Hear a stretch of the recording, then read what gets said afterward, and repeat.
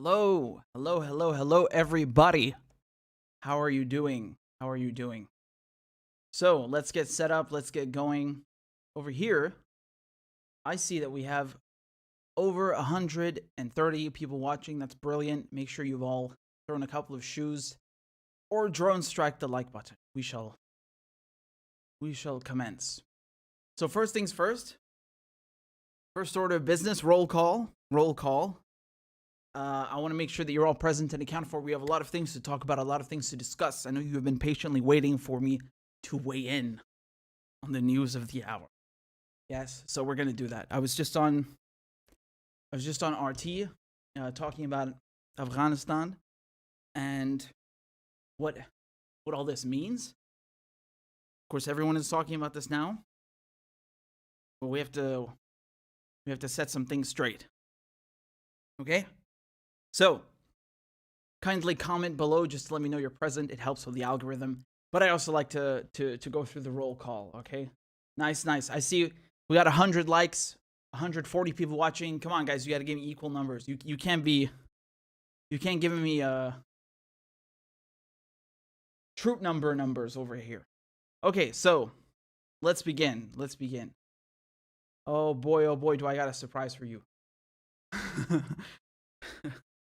Did you all get the title, by the way? I was wondering if you would all get the title, because this is the first topic we're going to discuss. Indeed it is. Okay. So, the United States has left Afghanistan. Supposedly. Okay? Supposedly. Now, there's a striking image that has emerged of a Chinook helicopter evacuating people from the U.S. Embassy in Kabul, right? And it's distinctly reminiscent of what happened in Vietnam during the fall of Saigon in 1975, right? So let me show you this headline over here from NPR. It says, U.S. Embassy staff in Afghanistan are evacuated to Kabul's airport. So maybe some of you know, the United States went and set up a provisional temporary base in Kabul's airport. And, they took all the embassy staff there. Now, it's reported that Biden did this because he wanted to avoid a Saigon moment. Well, he got it anyway. Take a look. This is, the above image is Saigon 1975, and this is Afghanistan 2021 down below. Those look strikingly similar.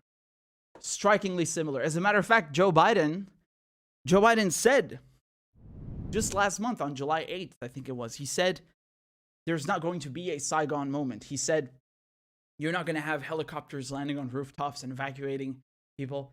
Here, take a look. This is what he said.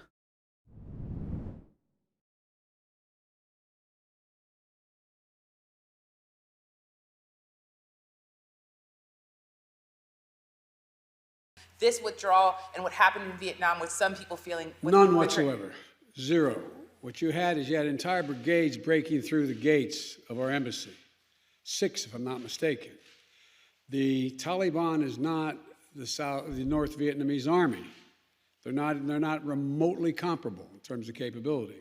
There's going to be no circumstance where you see people being lifted off the roof of a embassy of the United States from Afghanistan. It is not at all comparable. Yeah, well, that turned out to be false, didn't it? That turned out to be completely false, because here we are.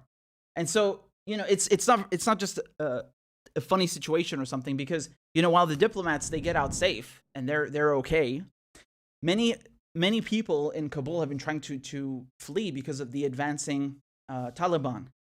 And of course, the United States has abandoned, even the people who collaborated with the NATO occupation, who worked with them. And I know I saw someone raise an interesting point saying that, they weren't all interpreters. You always hear on the news, they talk about interpreters. Not everyone was interpreting. Some people did other things when they collaborated with the U.S. Very gruesome things. Not everyone, but you have to consider the whole dimension of the occupation. You can't just look at, there were interpreters. No, this is very naive. Now, just to show you the scope of their advance, how fast the Taliban has been advancing. This is, on the left, you have this is dated 9th of July, and you can see in red the provinces that are under Taliban control. Okay? That's last month. That's July 9th. Here, a month later, August 15th, they've taken the whole country. They've taken Jalalabad, which is another major city. They took it without a fight. They've taken Kabul, which is the capital. And not just taken it, they're right there in the presidential palace, right? They're in the presidential palace in Kabul. This is filmed exclusively by Al Jazeera, right? So not even a week ago, barely a week ago, the president, Ghani, was sitting at this very desk in front of this very painting, and he was saying that, everything's under control. And he's fled. So the president of Afghanistan has fled the country, right? He has fled. And so have the security forces, right? So do you know, for years and years and years and years, what have they been saying in Afghanistan, the Americans and the British and so on? They've been saying, we're training Afghan forces. Yes, we're giving them equipment and training, and then they can fend for themselves. Yes. Yeah, well, that's a lie. That is a lie.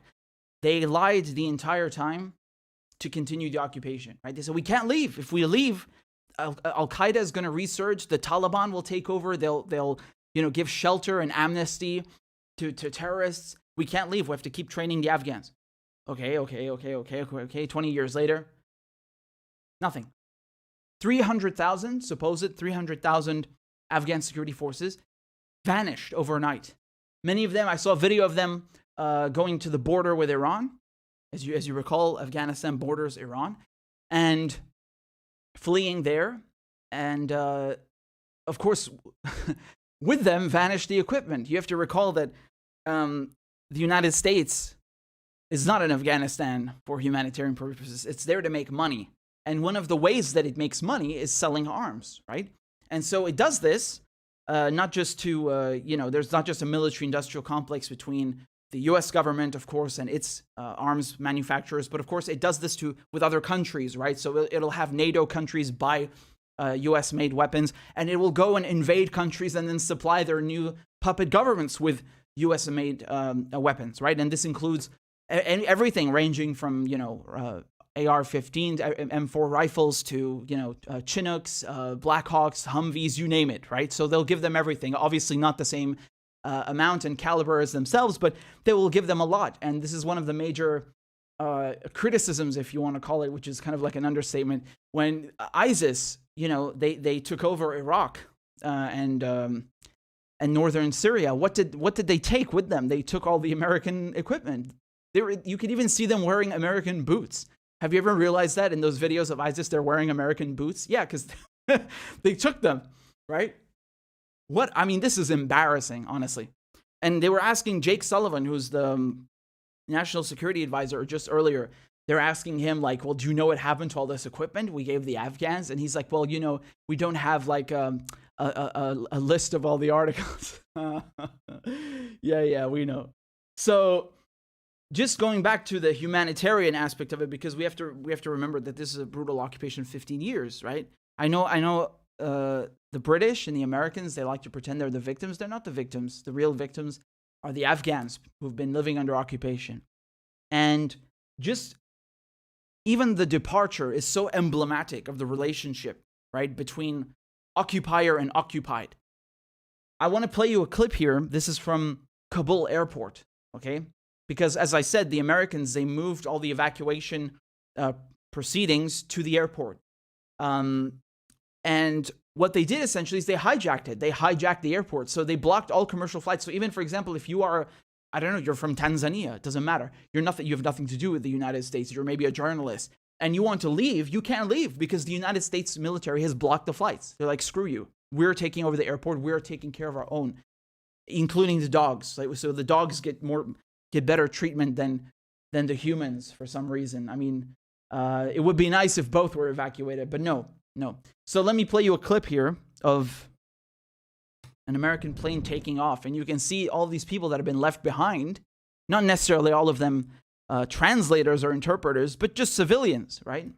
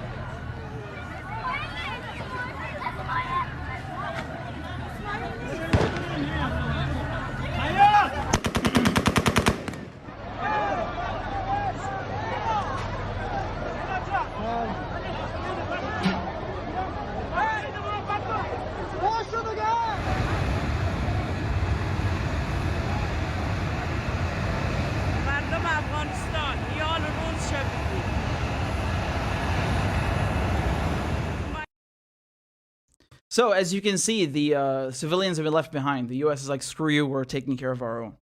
Yeah, and I mean, this is a long-standing issue, right? I mean, you can go and watch clips of John Oliver, although I don't know if you should, talking about this issue many years ago, saying that, you know, this is a man, for example, or there's this group of people who were interpreters who were helping the U.S. occupation forces, and the U.S. won't give them visas, right?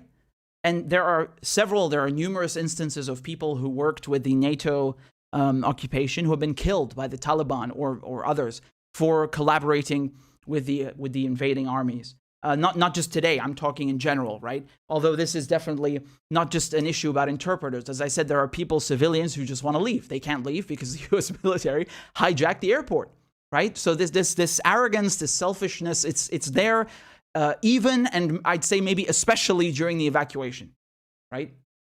So which again, what's the point here? The point is, it's not about humanitarian endeavors, right? Because they've been selling the war in Afghanistan as, oh, we're here because we have to help people. It's a human, you know, it's a mission about human rights, about democracy. No, it's not. No, it's not. When the chips are down, okay, the U.S. takes care of itself. And I kindly remind you of when Trump, you remember when they were saying he pulled out of Syria? He never pulled out of Syria. He just relocated troops from northern Syria to eastern Syria so they could occupy the oil. And, you know, they were saying, oh, he's abandoning our allies, the Kurds, Now, to a certain extent, this is true. This is definitely true. The Kurds went and made a deal with the Syrian government to protect them from Turkey because of this, right? So there's definitely a threat there.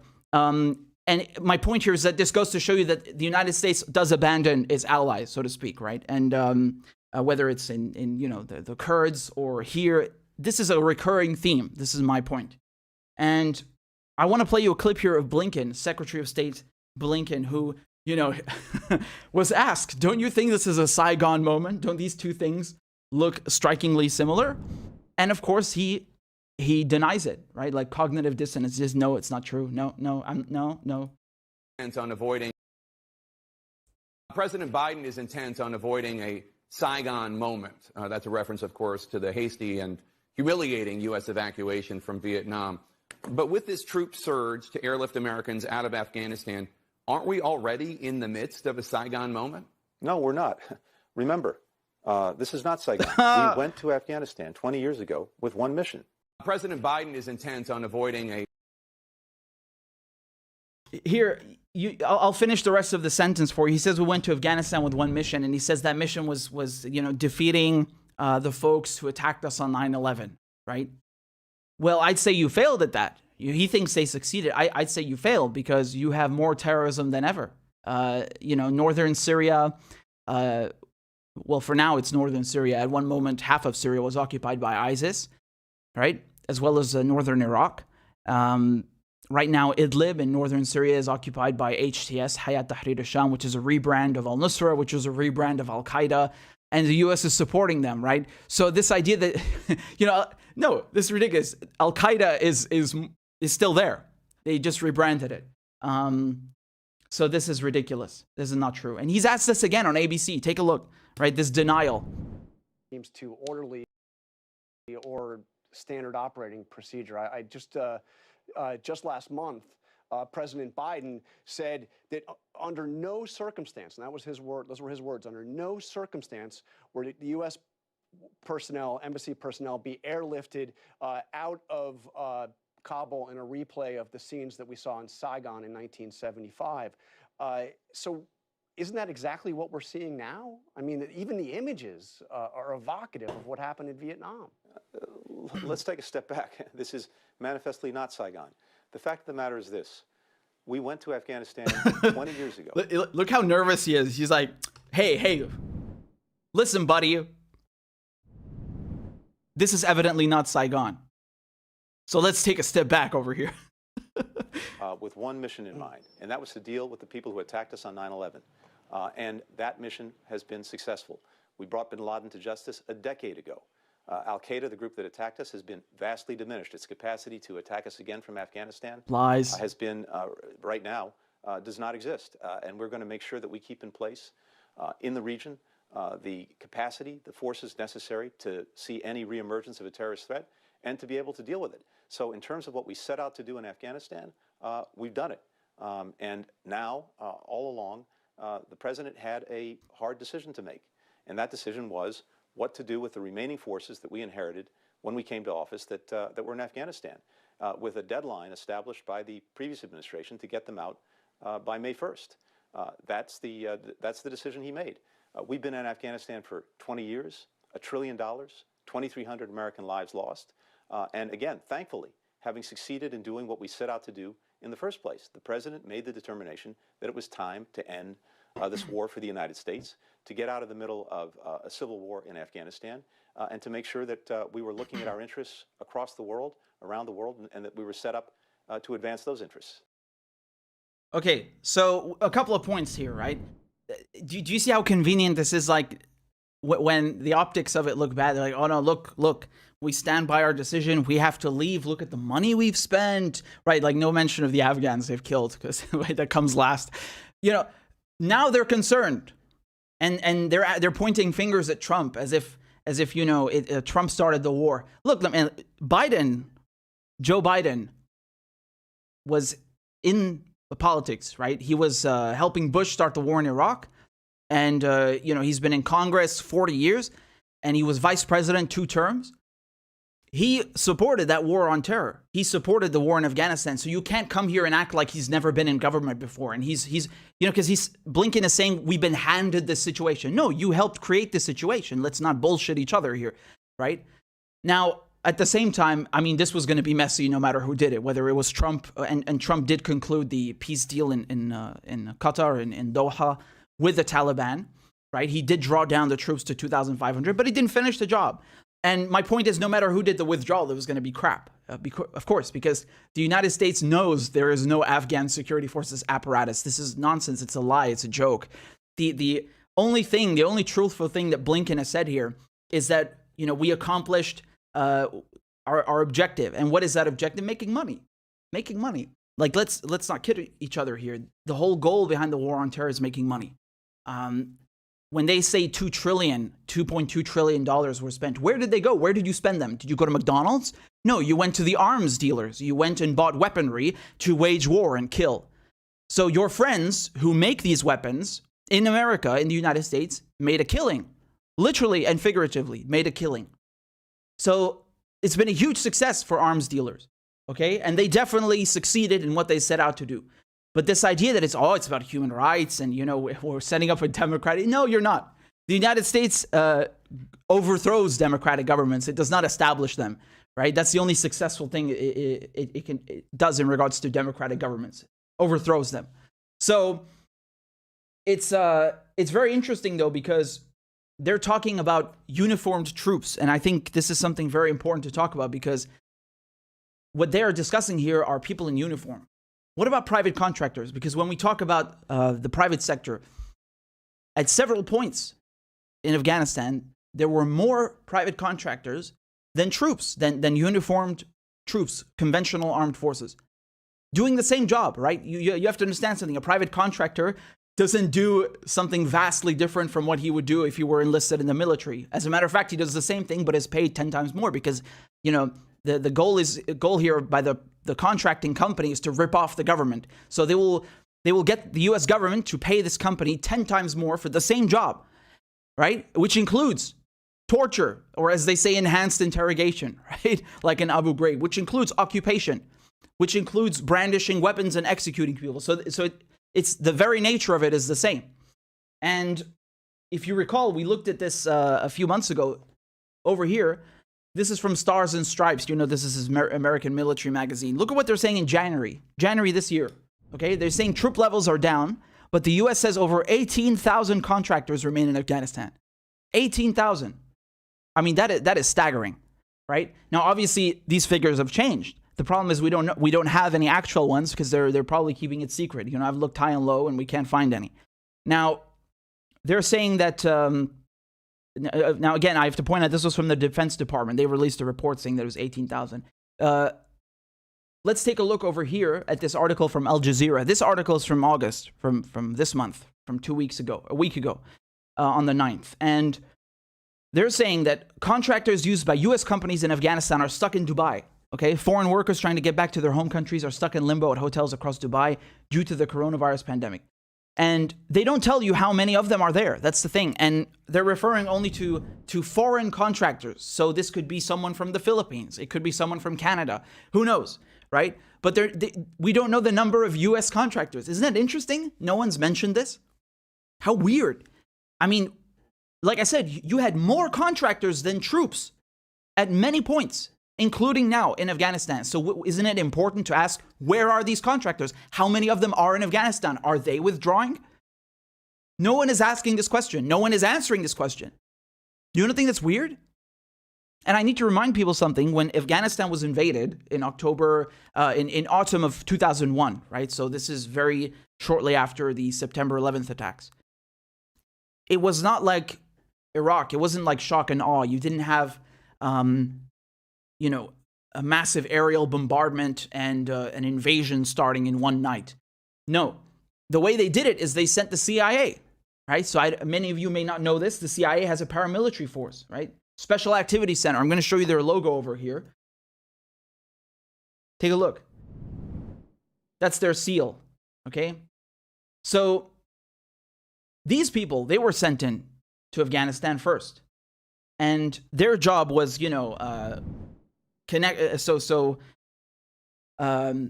with the Northern Alliance and then asking them to go and hunt bin Laden for them. And, you know, they just brag about this openly now. Like, yeah, we went in there first. We went in to kick ass and we did it. I was watching something on PBS, an old documentary on PBS, where they're saying that on camera, these CIA operatives, right? They're like, we were the first ones in. Yeah. And they've written books about this. I think one of them is even called First One In. So, you know, what about the CIA? That's my question. Is the CIA leaving? Oh, no, they're not. And do you know how I know?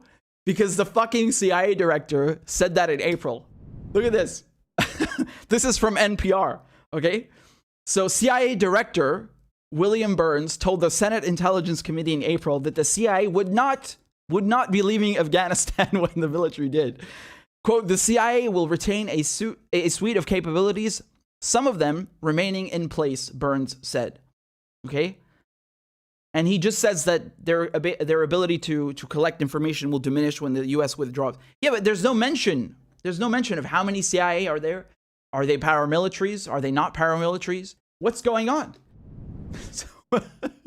So, you know, when they talk about withdrawing from Afghanistan, I think for the most part, and this is a reasonable assumption, that they are talking about the uniformed troops, because when it comes to private contractors and when it comes to the CIA, the first ones who invaded Afghanistan for the U.S. in 2001, we don't know where they are.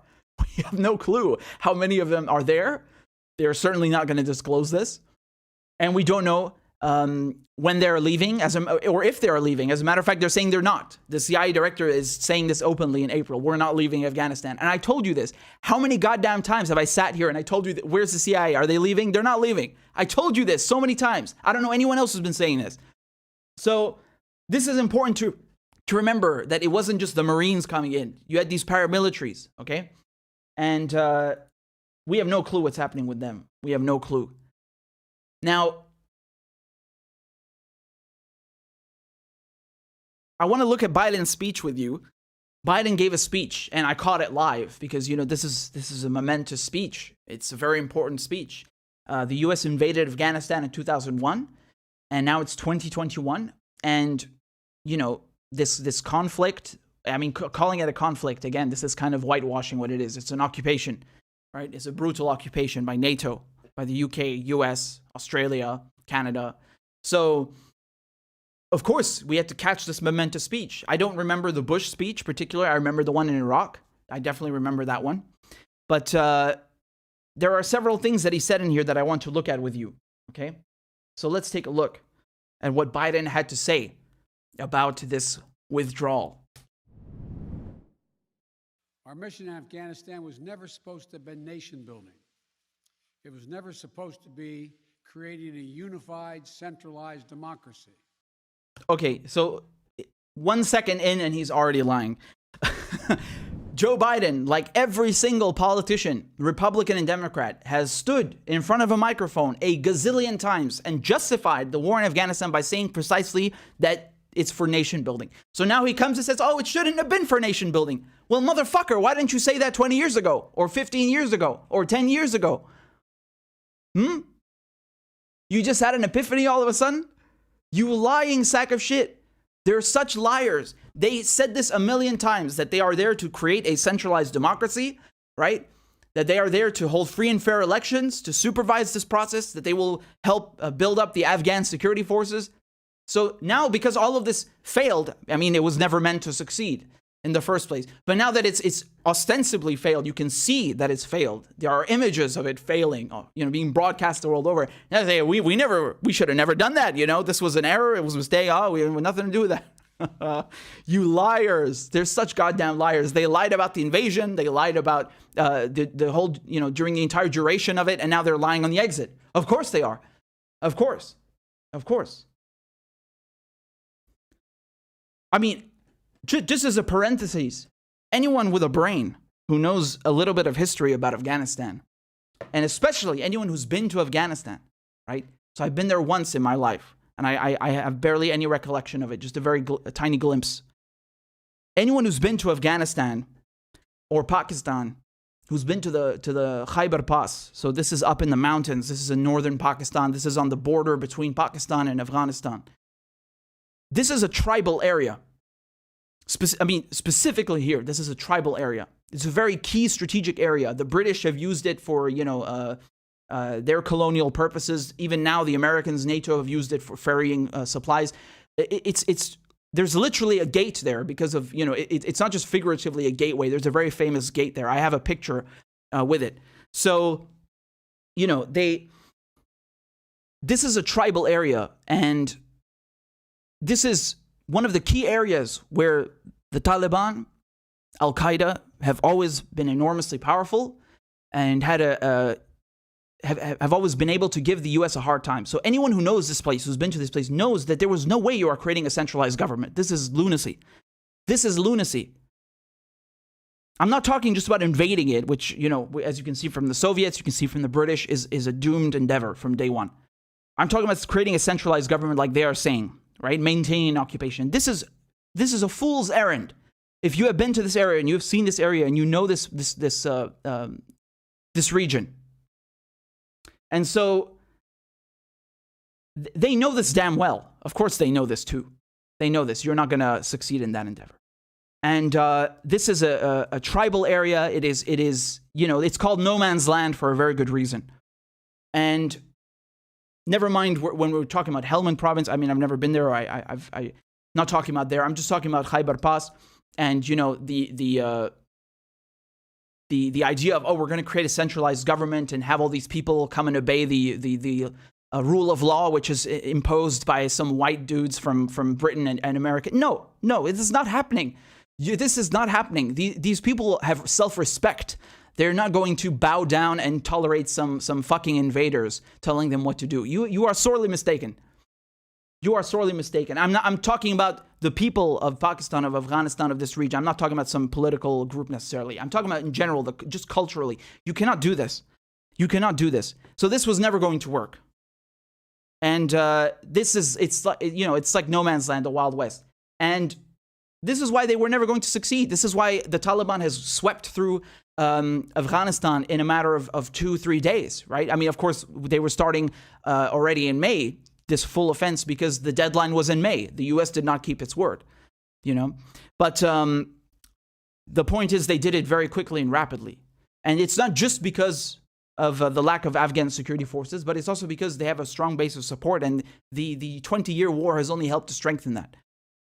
So let me continue with the speech. I'm sorry, but he lies so much, like every couple of seconds, it's incredible. It's incredible. Our only vital national interest in Afghanistan remains today what it has always been: preventing a terrorist attack on America's homeland. I've argued for many years that our mission should be narrowly focused on counterterrorism, not counterinsurgency or nation building. So what's happened? Afghanistan political leaders gave up and fled the country. The Afghan military collapsed, sometime without trying to fight. If anything, The developments of the past week reinforced that Thanks. ending U.S. military involvement in Afghanistan now was the right decision. American troops cannot and should not be fighting in a war and dying in a war that Afghan forces are not willing to fight for themselves. We spent over $1 trillion. We trained and equipped an Afghan military force with some 300,000. Okay, I mean, this is insane. This is insane. I need to stop him right there. Do you hear what he's saying? He's saying, look, it's all their fault. They won't fight. They're fleeing the country. I mean, to be fair, Ghani did flee the country, but do you see how he's nailing every single failure on the Afghans? No, you lied. Joe Biden, you lied. I mean, Donald Trump is Donald Trump. He's his own case. But Biden, people like Biden have been in government the whole time. They were there at the beginning of the war on terror. They supported this from day one. And they lied and they said that they will succeed. It will only be a few months. It will only be, in and out very quickly. And they said it's nation building. He's a fucking liar. It's that simple. And now he's, because this is very politically egregious for him. These images, Biden will be remembered for this. Even though, I mean, they all should be, but he will be remembered for this image. And so, he's trying to save face by saying, oh no, it's not our fault. It's the Afghans. They won't fight. Well, who told you to meddle in their country in the first place? Why are you in their country? Now he has an epiphany. Oh, we spent so much money. We shouldn't fight a war. They're not willing to fight. Of course they're not willing to fight. You're fucking occupying them. You're occupying them. So he's an absolute charlatan. So let's continue. Strong. It is wrong to order American troops to step up when Afghanistan's own armed forces would not. The political leaders of Afghanistan were unable to come together for the good of their people, unable to negotiate for the future of their country when the chips were down. They would never have done so while U.S. troops remained in Afghanistan, bearing the brunt of the fighting for them. As we carry out this departure, we have made it clear to the Taliban, if they attack our personnel or disrupt our operation, the U.S. presence will be swift and the response will be swift and forceful. We will defend our people with devastating force if necessary. Our current military mission will be short in time, limited in scope, and focused in its objectives. Get our people and our allies as safely as quickly as possible. And once we have completed this mission, we will conclude our military withdrawal. I'm now the 4th American president to preside over war in Afghanistan. 2 Democrats and 2 Republicans. I will not pass this responsibility on to a 5th president. I will not mislead the American people by claiming that just a little more time in Afghanistan will make all the difference. Nor will I shrink from my share of responsibility for where we are today and how we must move forward from here. I am President of the United States of America, and the buck stops with me.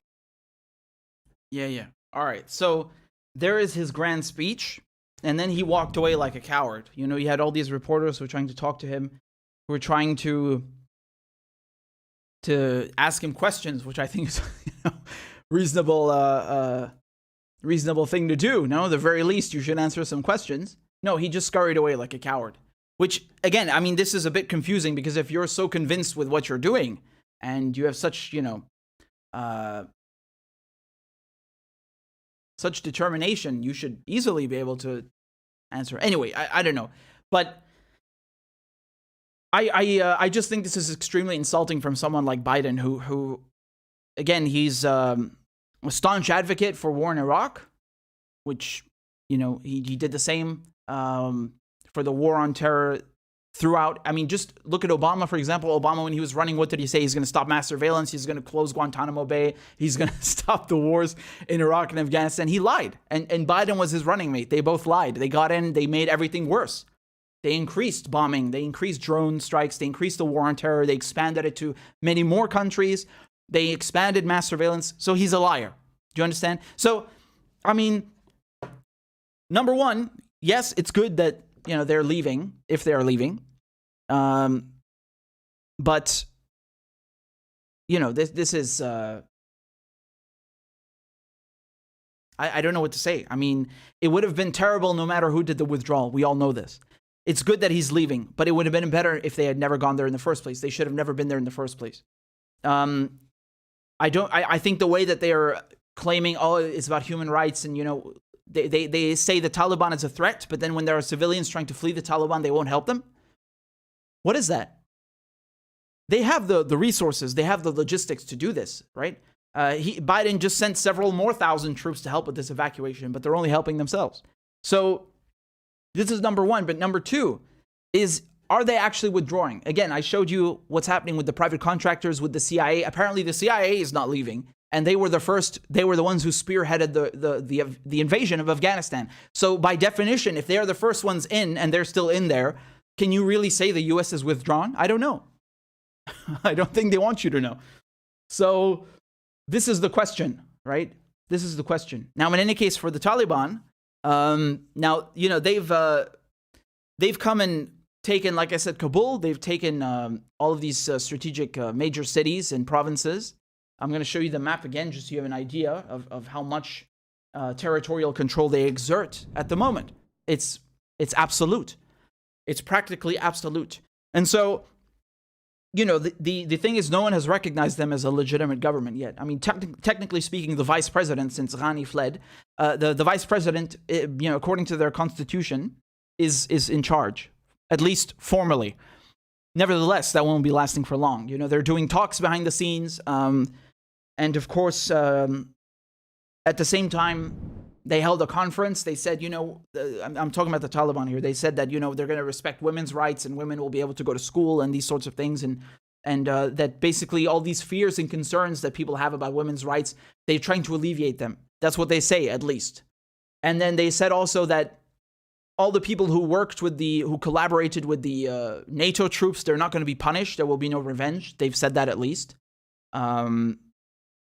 I don't know if any of this is true, but I'm just communicating to you what they said at the conference. And when it comes to recognizing them, the UK has said no. It will not, it said no one should bilaterally recognize the Taliban as the government. The US says it's premature. Canada has also said it's against it. And in the meantime, when it comes to China, to Russia, to Iran, you have to remember Afghanistan shares a border with Iran and China, and Russia is not too far away.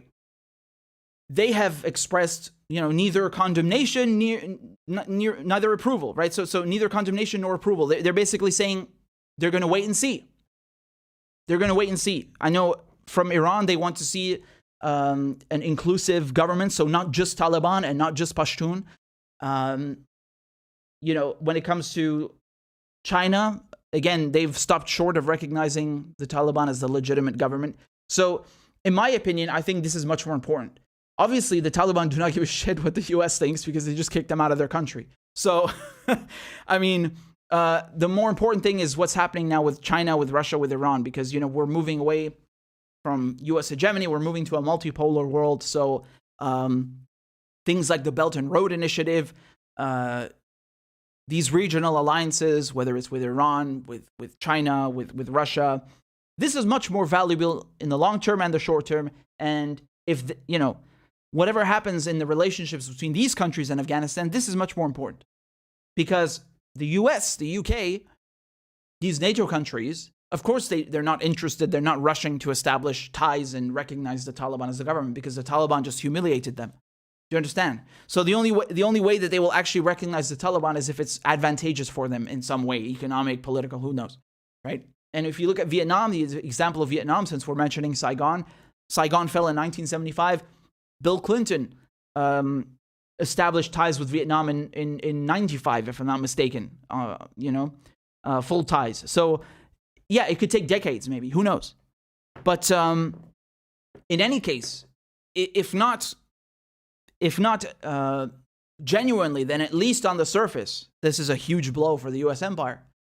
This is their longest war in history, their most costly one, if I'm not mistaken. And again, I think this is, it's absurd to measure it in number of dollars. I mean, the dollars were not lost. They went to the weapons industry, so they made a killing.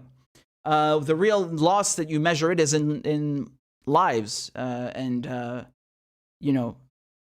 what Afghans have had to endure. That's how you actually measure it, not what the foreign invaders have had to endure. That's the real metric. And so in that regard, it has been also extremely, extremely costly, of course. Many Afghans have suffered because of this. And, when people say like, oh, what was it for? What was this war for? Who are you to complain? If you are from Afghanistan, yeah, you have a right to complain. But if you went and invaded someone else's country, you're going to come and complain now? No. You can complain to the weapons dealers who sent you there, sure. But, and the politicians. But, the Afghans this is none of their fault. And the same goes for Vietnam and anyone else who's invaded. I mean, they don't owe you anything. It's the other way around. So, it'll be interesting to see how China, Iran, Russia, and other regional countries, regional players deal with the Taliban and the fact that they have territorial control now. Yeah, that's really going to be the next thing. And I want to know what happens with the CIA because, this this is the US. They always meddle in Afghanistan's affairs. They don't necessarily need to be there. When they were arming the Mujahideen, such as, a lot of them who went on to form the Taliban and Al-Qaeda, they were not there. They did not have US boots on the ground. Well, they did have CIA, but, they didn't have the Marines from 79 to 89. But was the US involved in Afghanistan? Of course it was. And then they invaded in 2001 and stayed till 2021. So don't come here and tell me like, oh yeah, it's certain that the US is out. They will never do anything again. We don't know that. They have a history of doing that in this country specifically, not to mention countless others. So we don't know that for sure. We don't know that for sure. Remains to be seen, right? So we have 400 people watching, which is great, which is magnificent. Make sure you have hit the like button because we only have 300 likes. We're missing about 100. This is not going to fly. So make sure you've hit the like button. It helps with the algorithm. And we have a lot more to cover, of course. And if you have any questions, I'm going to read them to you. I think I have one over here. Let me pull this up.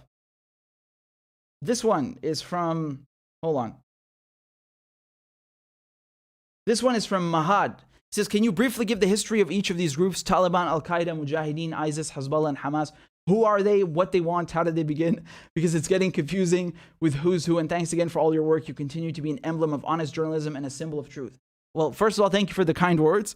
And I'm laughing because it's, I can't, giving a brief history as well. Well, that's a tough one. Well, look, Christ, are we doing this? Yalla, let's do this. So, hold on. Let me make sure that you can.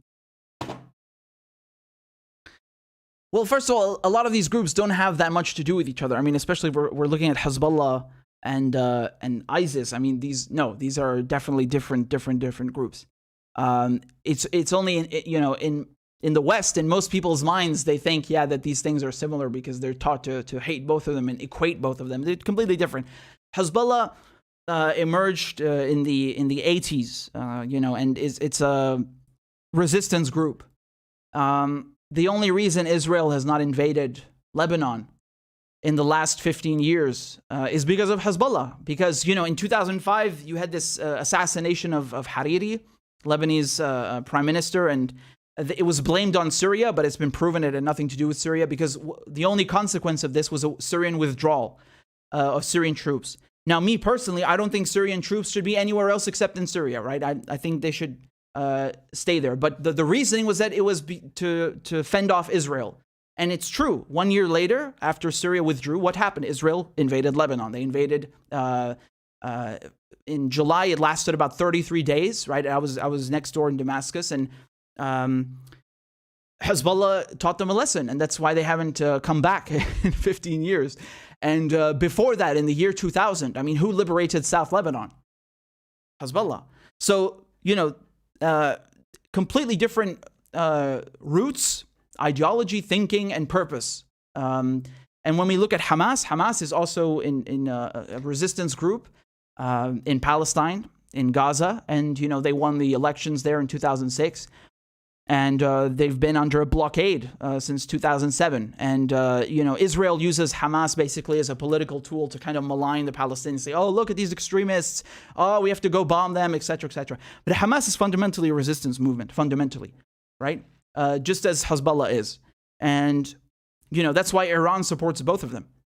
And when we talk about now the Taliban and the Mujahideen and ISIS and Al-Qaeda, this is completely different because these groups were created, or at least the conditions in which they were created, right?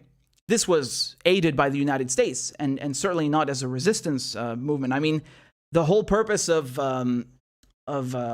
helping the Mujahideen to fend off the Soviets wasn't because, the Americans have some kind of deep love for Afghan resistance. They wanted to contain communism and fend off the Soviet Union and, strengthen and fortify American influence, right? So there's an ideological and geopolitical battle going on here. And so, the Mujahideen at the time, I was going to do a video on this just in a second, so we're going to come back to them anyway. But many of them went on afterwards to form Taliban in '94, and then, of course, you had Al-Qaeda around the same time, this exact same time period, just before that. And so many of these people, like I said, they were armed by the CIA. They were armed by the United States. And they're a very beneficial and profitable political tool because the United States creates these people, it arms them, it helps them take hold, and then it claims, oh, we have to go fight these threats, which we created, as even Hillary Clinton admits. And then they go and make billions and billions and trillions of dollars fighting these threats that they created. So completely different purposes here. And, when we talk about also the Mujahideen, we have to consider that the United States, because of its special relationship with Saudi Arabia, because they need oil, they've always turned a blind eye to Saudi Arabia exporting Wahhabism, right? And, building all these schools in Pakistan and, of course, contributing to the Mujahideen because, they wanted, they were afraid of them. They were afraid of losing control in Saudi Arabia. So they just basically encouraged all these people, go fight in Afghanistan. Go fight in Afghanistan. And, and of course, when we talk about ISIS, this is basically a result of the U.S. invasion in 2003. They came in, they toppled Saddam. They have a power vacuum that's created in Iraq. And you have all these nasty groups coming out of the woodwork. And of course, Al-Qaeda was one of them, right? And then they go and create these offshoots, these rebrands in Syria, like Al-Nusra and now HTS. And, that's why we call them 50 flavors of jihad. But they're fundamentally people that have always been known to the U.S. intelligence agencies. When you look at, for example, Zarqawi, or you look at, for example, Baghdadi, right, who Trump killed, allegedly. If you look at a lot of these leaders of these groups, whether we're talking about Al-Qaeda in Iraq, Al-Qaeda in Syria, or ISIS, a lot of them were in U.S. custody at many points. So, I mean, the U.S. either radicalized them and used them as assets or helped give conditions to create these people. And this is not even considering the fact that during the Cold War, they were directly giving money to these people, like, they spent $500 million. And some of that money, of course, where does it wind up? It winds up in the pockets of people like Zawahiri, who's number 2 in Al-Qaeda. And I'm going to get to him in a bit. So, there's a very, very big difference between these groups. Hamas, Hezbollah, these are, resistance groups fighting Israeli occupation and U.S. occupation. And these other groups, they look at Al-Qaeda and Israel working together. I mean, that tells you everything you need to know. Al-Qaeda and the U.S. working together. Well, what more do I need to say? What more do I need to say? So I know people in the media, they confuse the names a lot because, if you go watch CNN and you go watch MSNBC, they want you to think that, oh yeah, anything with an Arabic or Muslim sounding name is like, automatically equals something terrorist, right? This is the brainwashing that they do.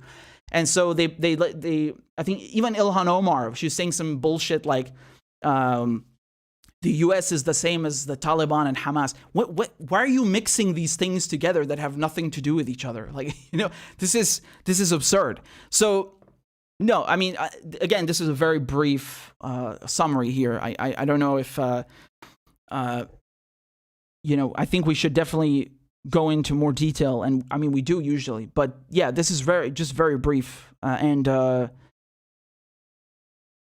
don't let the U.S. media or even U.S. politicians who claim to mean well confuse you about the nature of these groups. Because if you go and you ask the Israelis and you ask the British and you ask the Americans, of course they want you to think that Hamas is a terrorist group and Hezbollah is a terrorist group. Yeah, because when you are invading someone's country and occupying them, anyone who resists is a terrorist, of course. So to them, of course, these groups are terrorists, but they're resistance fronts. There's a big difference. And none of these people were CIA assets. They never received CIA money. They are not fulfilling CIA agendas. So just, you know, you shall know them by their fruit. Yes? So I hope that was adequate, although, you know, we'll go into more detail, of course, as we always do. So when we're moving over to YouTube, some of you also sent some comments. Let me see over here. I'm trying to load them. Give me a second.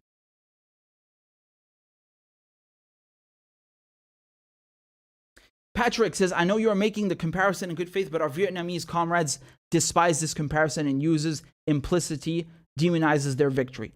Well, of course, we're not trying to, you know, do that. I'm just saying that for the United States, that is the similarity, right? So seeing the United States flee a country that they've occupied and brutalized for, in the case of Vietnam, well over a decade. In the case of Afghanistan, 2 decades. That is the similarity. That is the similarity. And yeah, that's as far as it goes. But of course, there are vastly different situations, understandably, of course. So we got another tip over here from that guy. Says, hello from Texas. Keep up the good work. Howdy, howdy. Hello to Texas. And thank you very much, that guy. I appreciate the tip and the donation. Thank you for that. So if you guys have any more questions before we move on to the next segment, which one of your questions might end up turning into a segment, go ahead. I am going to take a short bathroom break and I'll be right back.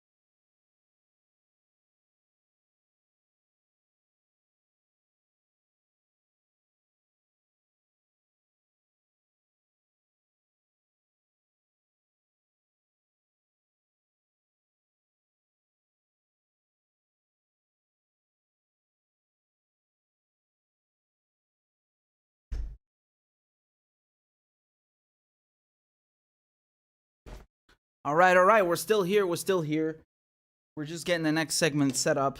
And I'm just looking if you guys have any questions. And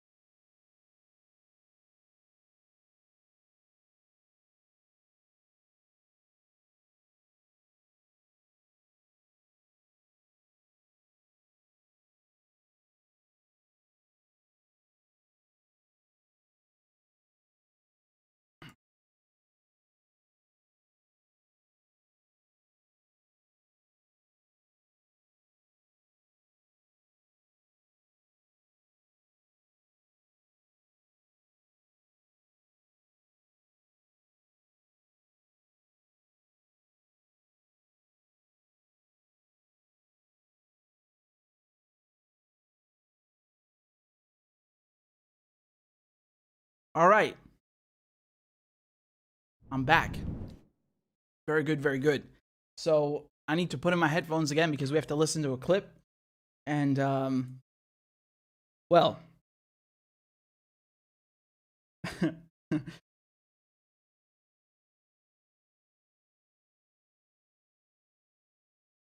Right.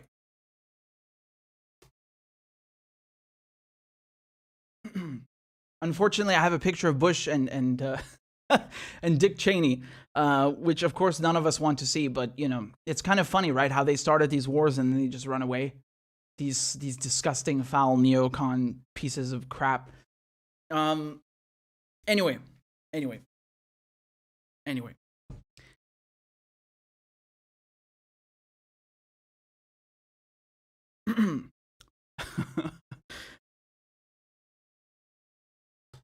So let's talk a little bit about the history of the region, Middle East, West Asia, about the Taliban, Mujahideen, Al-Qaeda. I mean, we just talked about this briefly now, but I want to go into this again. When I was a bit younger, right? So this is about right after I was born. So, you know, early 90s. And my parents at the time, they were working in peacekeeping, right? Also before I was born. But at this time, in Pakistan, okay? So, you know, there's a peacekeeping mission there with the UN for Kashmir. And this is right after the Cold War just ended, right? So we have to put this into context. The Soviets, they invaded Afghanistan from 79 to 89. And what happened during this period? The United States funded the Mujahideen, right? So this served two purposes. One was to exert U.S. influence in the region, counter communism, or contain communism, as they say, right? And for the Saudis who are exporting, you know, Wahhabism to Pakistan, they're building all these schools, these madrasas, and, you know, to alleviate some political concerns that they had, you know, cling on to power, basically, they started ushering people, encouraging them to go fight in Afghanistan as part of like a, you know, as the Mujahideen. So, and this, of course, as we know, Saudi Arabia and the United States have a special relationship, right? Saudi Arabia has tons of oil. The United States needs this oil, as any empire does. And, you know, the United States would turn a blind eye to Saudi Arabia's, you know, extracurricular activities, let's say. So, after the fall of the Soviet Union, right? So we're talking the Soviets leave Afghanistan in 89. Soviet Union comes to an end in 91. And, you know, during this period, where do all these Mujahideen go? They have all this training, all this funding, hundreds and hundreds of millions of dollars from the US, from the CIA. They have all this weaponry, right? Those lovely stingers, and then some. So where do they go? Where are all these people going now? Well, they start creating groups. Various groups start emerging. One of them is Al-Qaeda. One of them is, you know, the Taliban in 94. And then, of course, you have other actors who come into the scene. So we're talking about, for example, about Zawahiri. Okay? Now, Zawahiri, he did not start with Al-Qaeda at the beginning, right? So he started as part of Islamic Jihad in Egypt.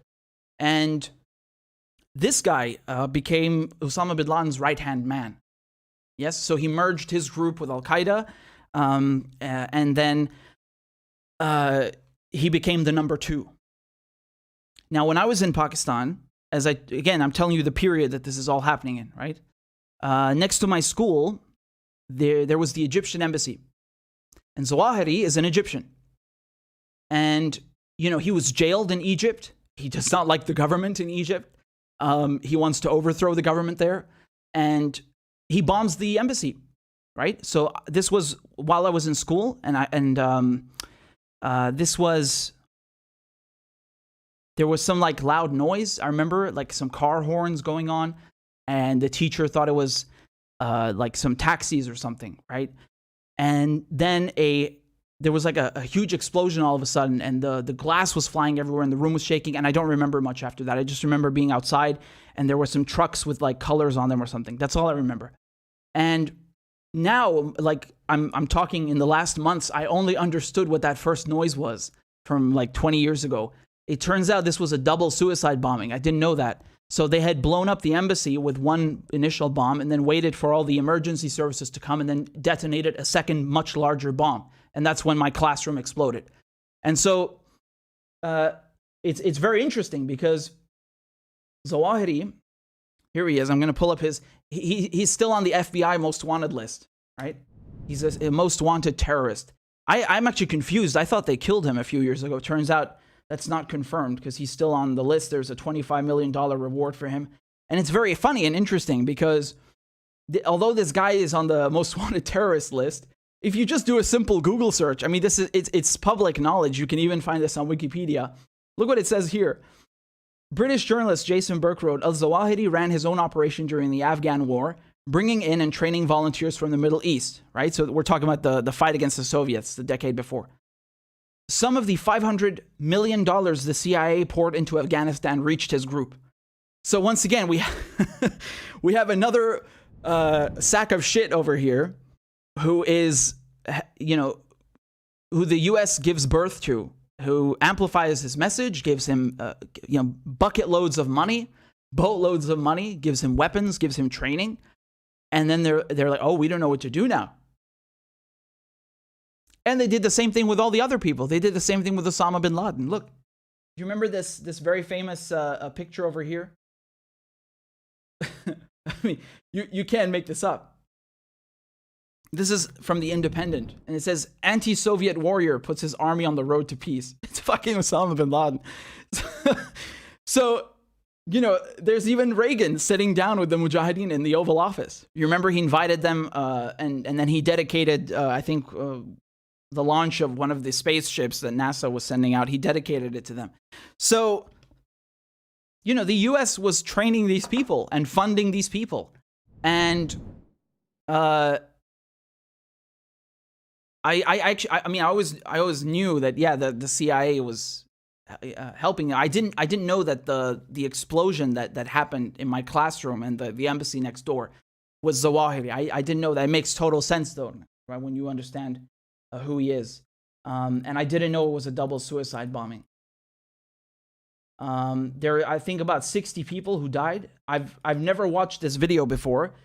This is some footage from the Associated Press of that day. I don't really recognize any of this, but yeah, like I said, I don't have a particularly long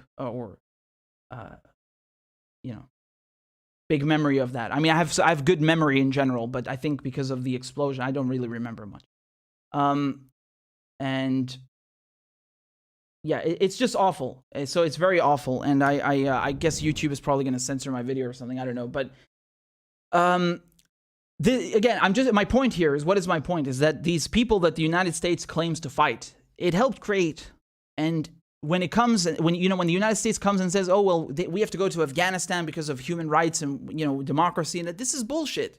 This is a joke, because they're perfectly fine giving millions of dollars, hundreds of millions of dollars, giving advanced weaponry and training to anyone who helps them accomplish their goals, including the Mujahideen, right? Including right-wing guerrillas in Latin America, teaching them how to torture people. It doesn't matter who. And, this includes, of course, the Saudis, right? They don't care that Saudi Arabia has a role to play in all of this. But, you don't have to take it from me. You can take it straight from the horse's mouth. Here's Hillary Clinton to tell you about this. Kind of moving in and out of Pakistan. I mean, let's remember here, the people we are fighting today, we funded 20 years ago. And we did it because we were locked in this struggle with the Soviet Union.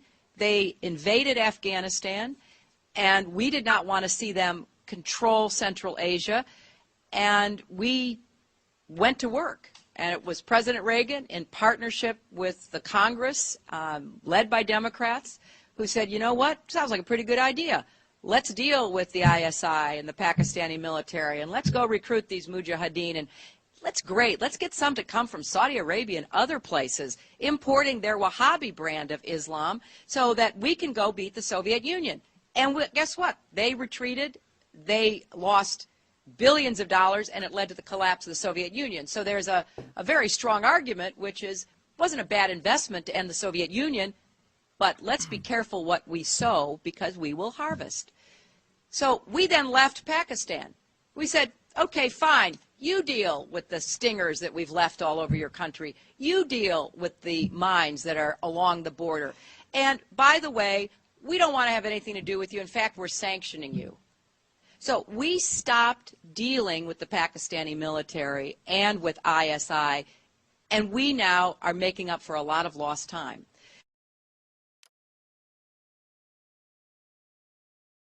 So there you go. I mean,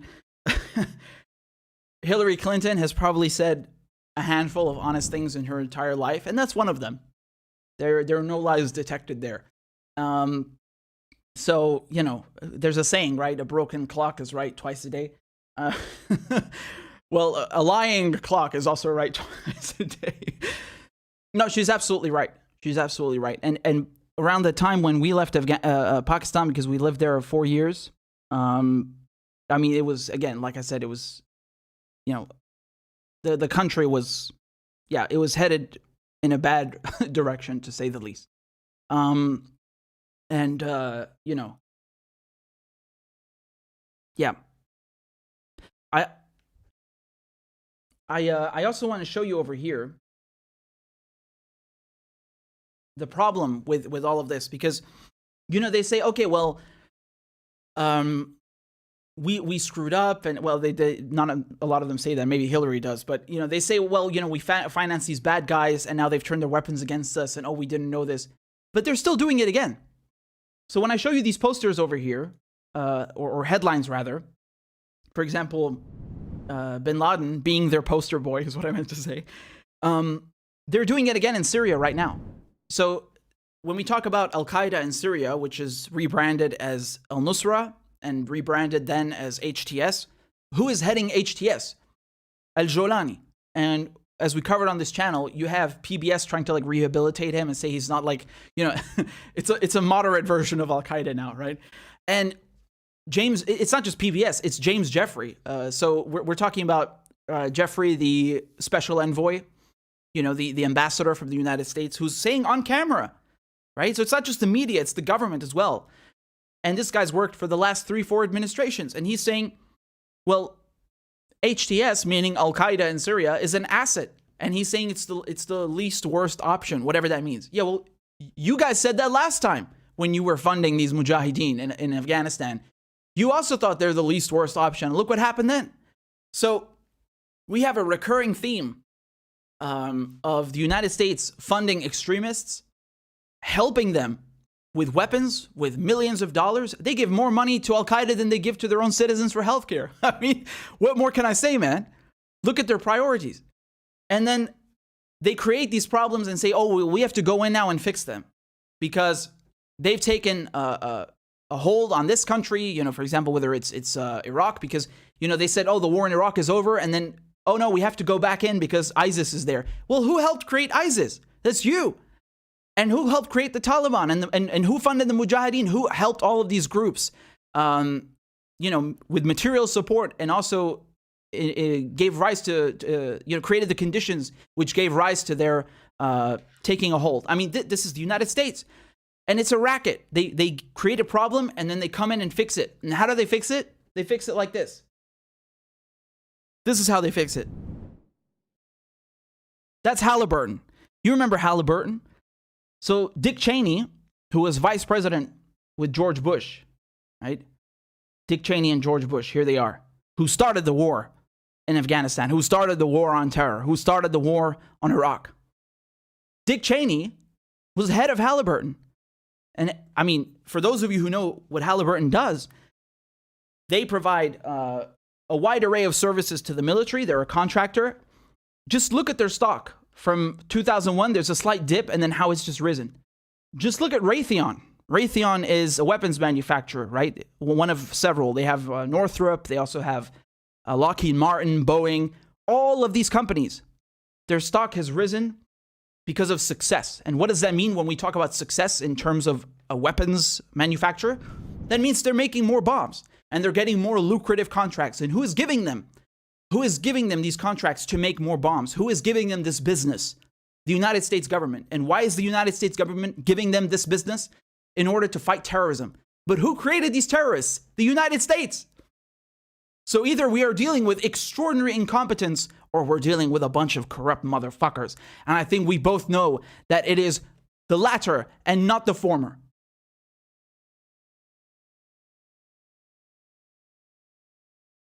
I mean, when Hillary Clinton is telling the truth. Jesus. So even this Zawahiri, who I was just telling you about, who blew up the embassy next to my kindergarten, right, in Islamabad, he has, you know, he's a wanted man on the FBI's list. But so is El Jolani. So again, the guy I'm telling you about who heads HTS in Syria, it's just Al-Qaeda, he's also a wanted man by the US. He also has a $10 million bounty on his head. And yet the US ambassador, the special envoy, is saying that he's an asset. Well, you need to make up your minds. This guy was fighting with Al-Qaeda. He was killing US troops in Iraq, right? He was killing Iraqi civilians in Iraq, blowing up innocent civilians, committing acts of terrorism. And now he's running Al-Qaeda inside of Syria. So he has a long, long history of terrorist activities. And now they're calling him an asset? I mean, what am I supposed to say, man? The whole thing is a racket. It's really a racket. And people who can't see that, I mean, they're idiots. You are an idiot. This is 101 about US politics. You have a collaboration, unison between Democrats and Republicans. It's one party. It's the war party. And it's just two wings of the same party, but they're allies together. Why are they allies? Because look at who they serve. They serve Wall Street. They serve the military-industrial complex, the arms industry. There is no difference in foreign policy. There is no difference in how they create these threats and then claim to be saving the world from them, right? There's no difference whatsoever. So when you hear people coming and saying, well, you know, all these developments in Afghanistan, they're really bad for women's rights, and women are going to have it really bad under the Taliban. Yes, that's true. That's definitely true to a certain extent. But do you know where women also have it very bad? Saudi Arabia. Why is no one talking about Saudi Arabia? Why do these people who say that the US should stay in Afghanistan and invade and occupy a sovereign country for the sake of women's rights do not make the same argument for Saudi Arabia? I will tell you why. Because Saudi Arabia is a US ally and gives the United States oil, right? That is why. So this is clearly not about women's rights. It's about who is a U.S. ally. Are you a U.S. ally? Oh, okay. Then we don't care about women's rights. We don't care about human rights. We don't care about democracy. In case you haven't noticed, you know, Saudi Arabia is definitely far from being a democracy. They even massacred. They fucking chopped up a U.S. journalist, U.S.-based journalist, Khashoggi, who's working for the Washington Post, who's residing in the U.S. They chopped him up, and the U.S. won't do anything about it. So this is clearly nothing to do with human rights. It's nothing to do with democracy. It's nothing to do with nation building. It's about what works for the U.S., what is good for the corporations, and what is good for the empire. That is the only, that is the only determining factor. So anyone who comes here and says that, oh, well, you know, we should keep, we meaning NATO, right? Because it's not the United States, it's of course Britain and Australia who've committed heinous war crimes. That should continue occupying Afghanistan, and they should not go back to Australia and to Britain and withdraw. They should stay there another 40, 50, 60 years. And saying it's for women's rights. I mean, who are you kidding, man? You don't care about this issue. You're full of it. I know you don't care about this issue. You're full of it. And the proof is that many of the United States allies, Colombia, Egypt, Saudi Arabia, Israel, are enormous human rights violators. They do the same things, if not more. And no one is ever talking about interfering in their affairs. Why? Why is that? It's because they are client states, they are allies, they are, you know, the poodles of the United States. That is the only determining factor. Okay? So, you know, I'm telling you this from firsthand experience, man, right?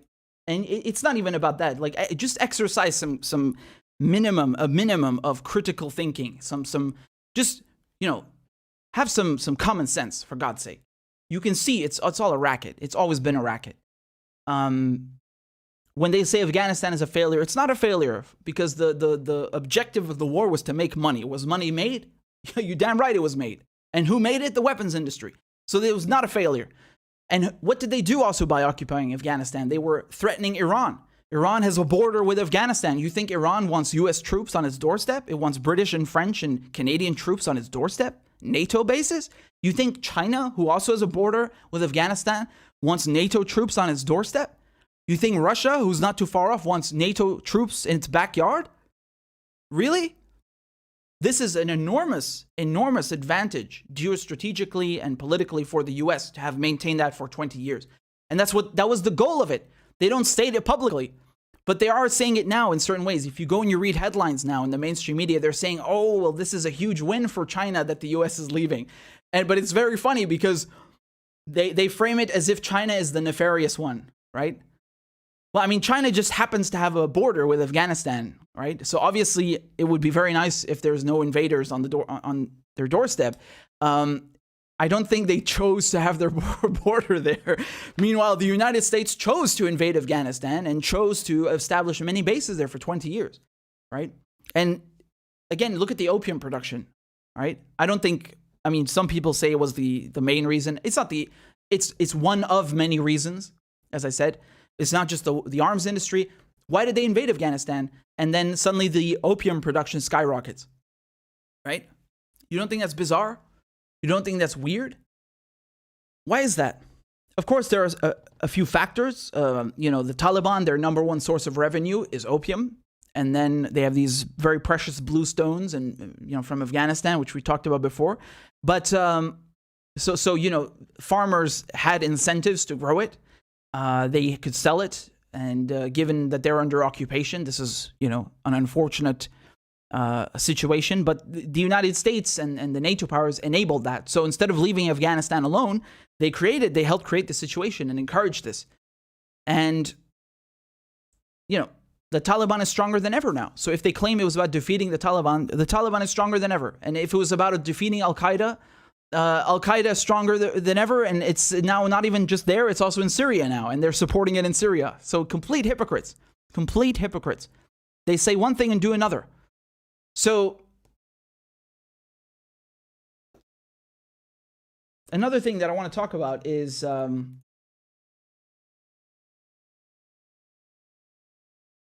just a second. The AUMF. So, the United States, they say they're pulling out of Afghanistan. Okay. Well, what about the AUMF of 2001? Because under the War Powers Resolution, in 1973, when Congress found out that Nixon is bombing Cambodia and Laos without their permission, they created this War Powers Resolution, right? So if the U.S. president goes and bombs some country, as they do, they have to go and notify Congress, right? And of course, Congress being filled with the most vile of the earth's vermin and scumbags that have ever existed, they gladly oblige the president and say, oh, you are? Okay, continue. So it's just a facade. It's just a farce. And nevertheless, in some cases, Congress will give an authorization. It's called an AUMF. It's called an authorization for the use of military force. And in the days following 9/11, this is what they came up with. They came up with the AUMF. And I think there's only one person in Congress who did not vote for it, and it's Barbara Lee, if I'm not mistaken. It's Barbara Lee. Every single other person voted for this in Congress. And what does the AUMF say? It says, I'm going to read it to you. It says that they should go after the people who attacked them on 9/11, okay? So it's just 1.5 pages. Can you imagine, right? Not even 1.5. It's just over 1 page. And so in the AUMF, they say that the president is authorized to use all necessary and appropriate force against those nations, organizations, or persons he determines planned, authorized, committed, or aided the terrorist attacks that occurred on September 11th, 2001, or harbored such organizations or persons in order to prevent any future acts of international terrorism against the United States. So it doesn't even say Afghanistan. Do you notice this entire resolution? It has nothing on Afghanistan or Al-Qaeda or Taliban. It doesn't even mention any names. And it's designed like that on purpose. It's designed this way precisely in an abstract manner in order to justify perpetual bombardment, imperialism, occupation, and invasion of any country they like. They've used the AUMF, this AUMF that I just showed you, in 19 countries under the pretext of, oh, we're going after the Al-Qaeda. So they just say, and again, keep in mind, this is US law. So, I mean, no matter what they tell themselves, it doesn't mean that this is okay under international law. You know, maybe the UN sanctioned the ISAF. They certainly didn't sanction the invasion of Iraq and the bombings of other countries. But nevertheless, the United States still uses this. And so they say the US is leaving Afghanistan. Are they leaving the AUMF? Are they overturning it? No. Oh, no, they're not. No one has mentioned this. If you look up any articles, it's not even brought up in anything from the last days, weeks. It's just always there. You know why? Because they need this to keep justifying their war on terror. This is the legal foundation of the war on terror. So they have no intention of stopping these kinds of actions. You know, they're still occupying 1/3 of Syria, 90% of Syria's oil. They will keep using the AUMF to go and bomb other countries, and they will use it again maybe to invade another country. Who knows? Who knows, right? At this point, after dozens of, almost dozens of different incidents. I mean, I say 19 countries. These are 19 that they've admitted to in the Senate, the congressional report on the AUMF, which we've looked at before. And, it's a racket. It's what it is, man. It's all an excuse to make money for people like Dick Cheney, his friends, and all the people who, own stocks in Halliburton and Raytheon and you name it. From the boots to the bullets, the tanks, the chopper, everyone is making money through this entire supply chain, this military supply chain. They are all making money, and especially the private contractors, right? They get paid 10 times more to do the same job. So this whole war on terror has been a sham from day one. Even 9/11, who armed the Mujahideen? Who helped give rise to Al-Qaeda? The United States. They created these monsters like Zawahiri, like Bin Laden, like Baghdadi. They gave rise to these people and then claimed that they are fighting them. I don't believe it. I don't buy it. I don't buy it. I don't buy it. So I'm actually astonished that this guy is still out there. Apparently he's still out there. Zawahiri. I didn't know that. Again, I'm a bit surprised. I thought they had gotten him. Maybe it was I don't know. In any case, he's allegedly number 2 in Al-Qaeda. And like I said, he blew up the Egyptian embassy next to my kindergarten. And he's still at large. The U.S. is supporting Al-Qaeda in Syria under the guise of freedom fighters, just like they did with the Mujahideen in the 70s and 80s, from 79 to 89. This is a racket. War is a racket. They are doing this on purpose, where they create problems and then pretend to solve them through perpetual occupation and lucrative contracts for Boeing, Raytheon, you name it, right? It's a racket. It's a scam. This is a scam. And it's just like the war on drugs, right? They create these wars where there's an abstract enemy. It can never really be defeated. And the only constant, the only thing that's ensured is that the corporations are making money. That's it. And even the war on drugs, the military-industrial complex has profited enormously from that. Why? Because they have supplied all of these various police forces, these militarized police forces in the United States with armored personnel carriers, APCs, tanks, essentially, right? So they've given them, also semi-automatic rifles. They've given them riot shields. They've given them helmets. From the boot to the bullet, everything has to be paid for. And the people who are making money to produce these things, to defeat an abstract enemy, they are the same corporations. And now they're even using drones. They're flying drones overhead, as we've looked at before, right? So, yeah, that's what I wanted to say. I wanted to say that after 20 years in Afghanistan, 20 years of the war on terror, which is still not concluded because I don't think they have any intention of repealing the AUMF, this is what it was all about. It's money. It's always been about money. It's always been about that. And if you can't see that, I mean, really, I don't know what to tell you, man. I don't know what to tell you.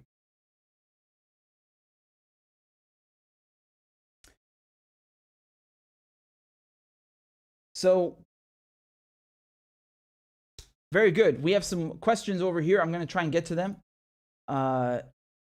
Give me a second. I'm just trying to reload. On YouTube, it lags. So, if you have any questions, just shoot, and I will try to answer them.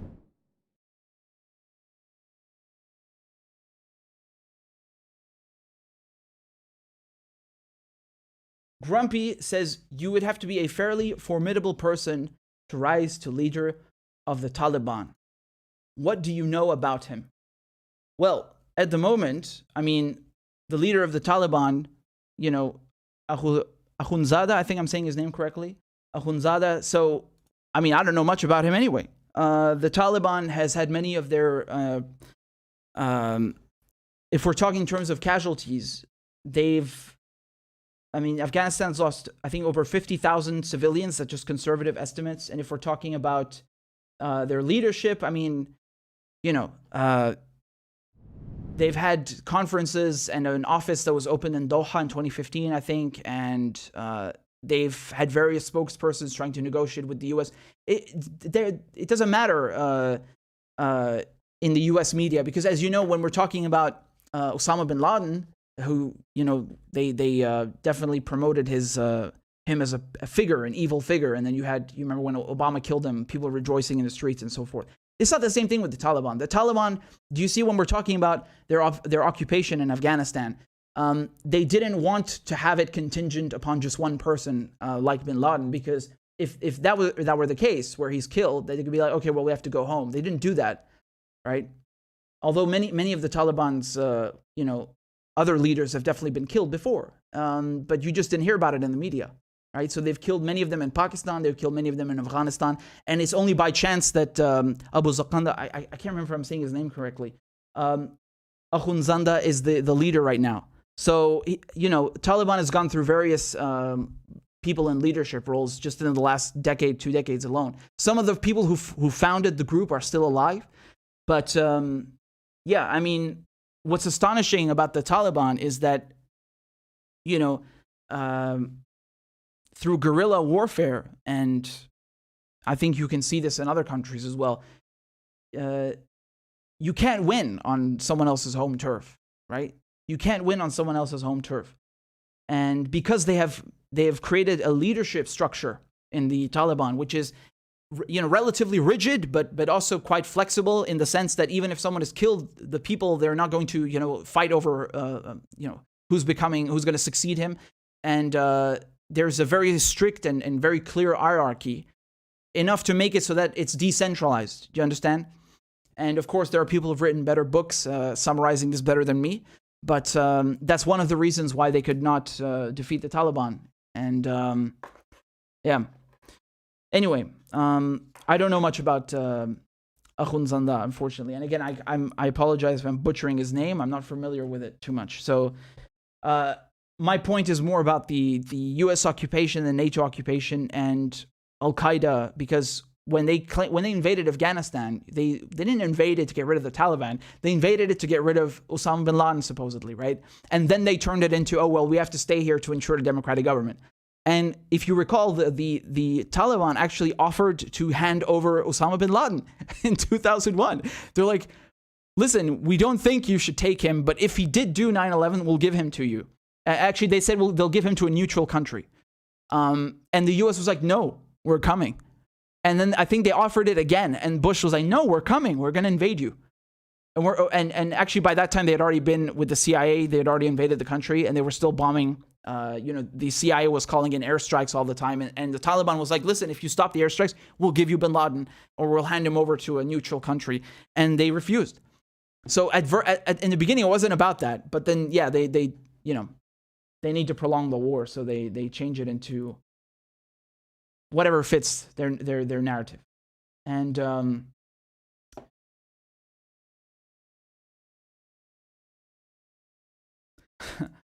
right, I'm just reading your comments. Give me a second over here. I'm trying to refresh.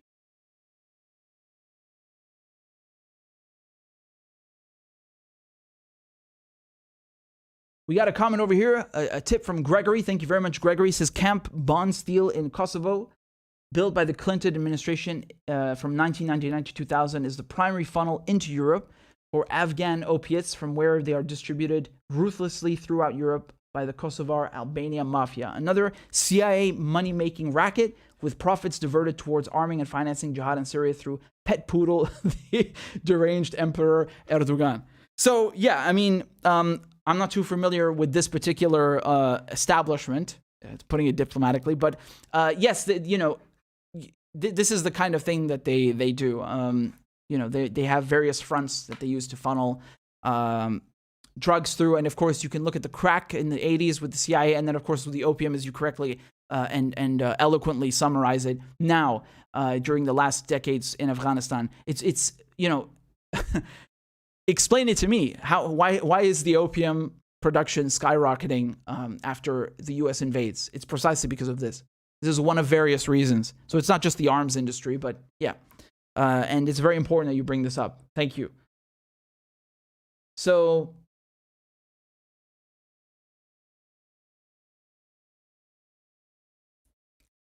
Ben Reed says, I remember late Pakistani Prime Minister Benazir Bhutto saying bin Laden died in 2001. Any thoughts on that? Now, look, I don't remember exactly where I heard this, but I don't know, man. People say all sorts of things that bin Laden is in Cuba or like, no, that's Tupac. But, they make up these myths like, oh, he's off somewhere chilling in an island that the U.S. gave to him or something like that. I mean, I don't know. I don't know. I think bin Laden's main purpose has been to have a kind of figurehead, of this war on terror. It's not because he's actually, so whether he died in 2010, like they say, or he died in 2001, what difference does it make? If you go and you ask the CIA, they say that he was in, where was it? In Tora Bora? I can't remember what they were talking about in this documentary. They said that they slammed the place with airstrikes for 56 hours, and then he was injured mildly, but he escaped. So, everyone is going to tell you various stories. I think they needed to keep the myth of him alive for, a long while in order to justify the war on terror. So whether he's in a safe house somewhere or they actually killed him, it really makes no difference for them. They've accomplished what they wanted to, which is to make trillions, and they will keep on making trillions because the war on terror is not over. They always find a new enemy, right? So I wouldn't be surprised though if that were true. I really wouldn't be surprised. Just to be clear, I wouldn't be surprised. After all, these people, like I said, they're CIA assets. They are either knowingly or without their knowledge recruited, used, and deployed in order to serve an agenda that is, in alignment with the intelligence apparatus in the U.S. and also the corporations. So they'll get in bed with anyone, bin Laden or otherwise. And that's not like, we're not hypothesizing this. It literally happened. This happened. It's a fact. So, Anyway. I think there's a lot of things that they're not telling us, And I think this is very suspicious that no one is talking about the fact the CIA is staying in Afghanistan. That's very suspicious, right? I mean, this is the first thing that you would ask. You say you're withdrawing? Really? Well, the CIA invaded first. Are they withdrawing? Who knows? No one knows. No one's talking about it. What about the contractors? No one knows. Not a mention. Like, it's 24/7 coverage about withdrawal, and no one mentions this. It is astonishing, right? Really astonishing. Anyway, so with that said, if you guys have any more questions, definitely send in some tips or something. I mean, I'm trying to read them in the comments, but if you want to support independent media, please do, and I'm very grateful for all of your donations. Thank you so much, whether on PayPal or whatever. And on Patreon, we're doing very good. I think we're around 410. I can't remember how many we are, but over 400 people supporting the show on Patreon. So if you want to support anti-imperialist independent journalism, this is the spot. This is where you get your foreign policy dose. This is the spot. So patreon.com/RichardMedhurst. Thank you so much. And I'm very grateful for all your support. And if you can, I will upload the clips afterwards, but I was on TV earlier talking about Afghanistan, and I'll post the clips for you afterwards. Yeah.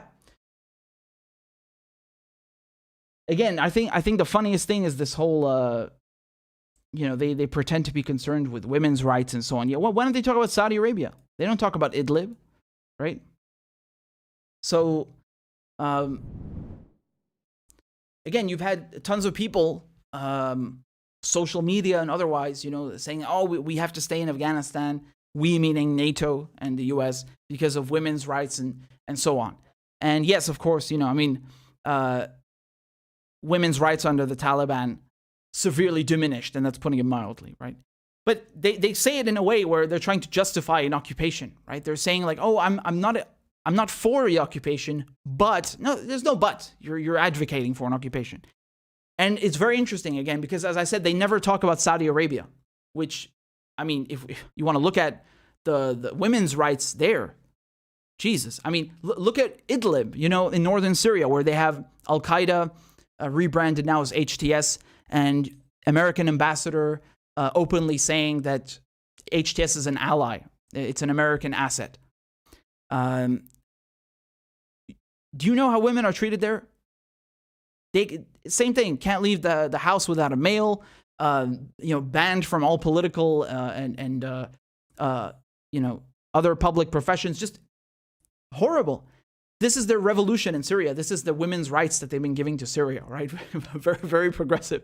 So they want to get rid of a secular government in Syria under President Bashar al-Assad, and they want to replace it with people who are Al-Qaeda. I mean, there is no moderate rebels. This is a myth that they sold you. They brainwashed people with this. There are none left.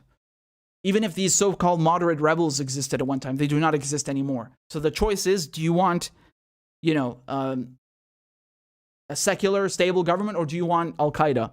And the U.S. is saying, no, we want Al-Qaeda, which is not surprising given the fact what they, who they've supported in the past, who they're still supporting.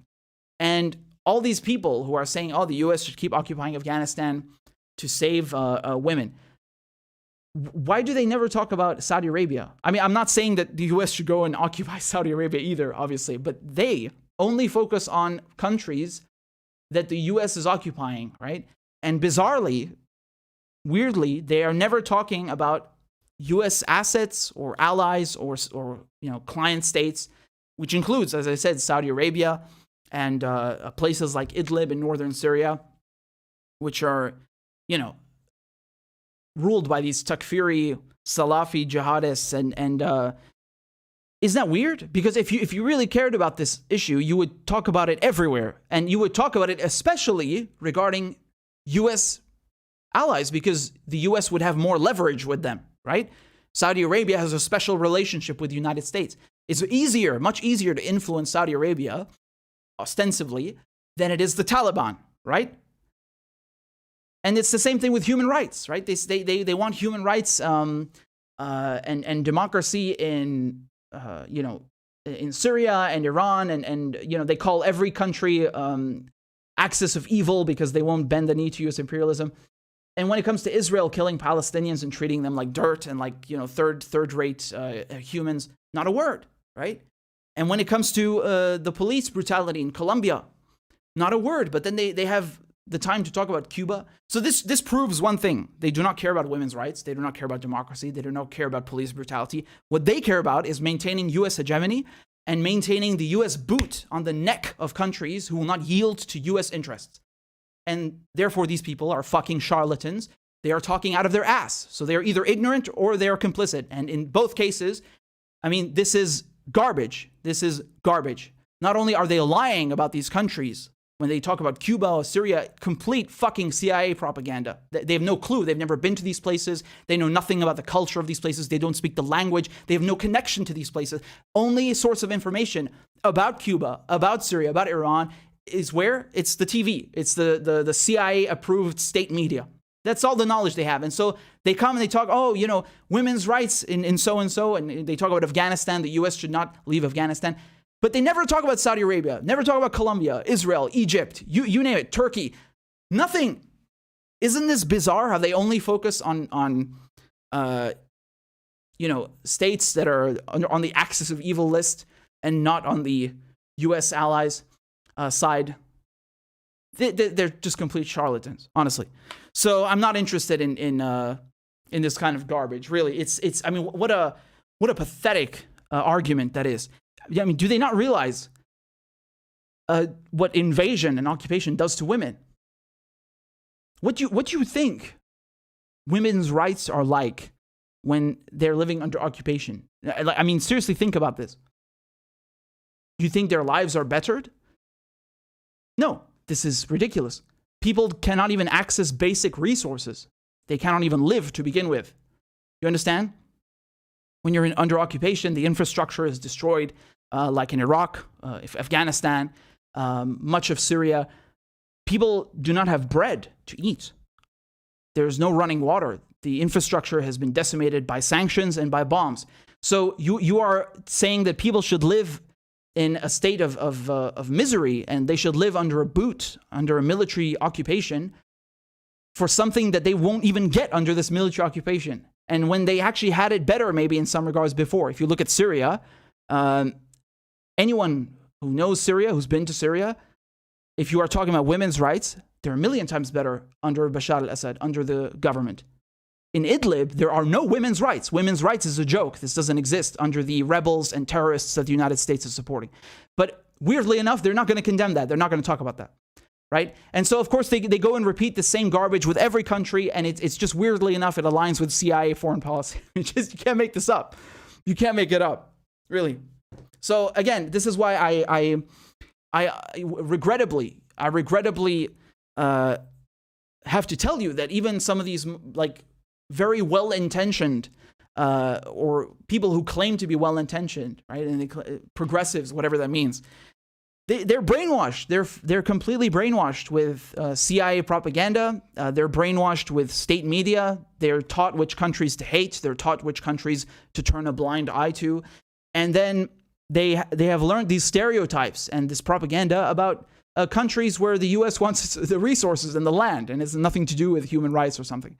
And, you know, they're unfortunately neocons in a certain way. You know, they think that the world is divided into good and bad, and the United States is the good, and it has the right, the moral right to go and interfere in every country. This is neocon thinking. This is what Dick Cheney and George Bush and Paul Wolfowitz say. The neoconservatives, they really believe this. And of course, they're making a buck at the same time. Right? They think America is a force for good. Of course it has to go to Afghanistan. Of course it has to go to Iraq. It has to liberate people. And they believe the same shit. So you have people who say they're leftists, whatever that means in the United States. You don't have a left really anymore. And so they say they're progressives, whatever that means. And they are repeating neocon propaganda. They are saying that the United States has the moral right to go and invade another country and violate its sovereignty and its borders and its laws and culture in order to implement what they want, what the U.S. wants. This is obscene. This is ridiculous. This is imperialist colonial thinking. This is vile. This is disgusting. There's nothing progressive or left or you know, supportive of women's rights or anything about that. Nothing. If you find yourself on the side of Dick Cheney, you need to do some real, like, fucking self-evaluation. So anyway, I'm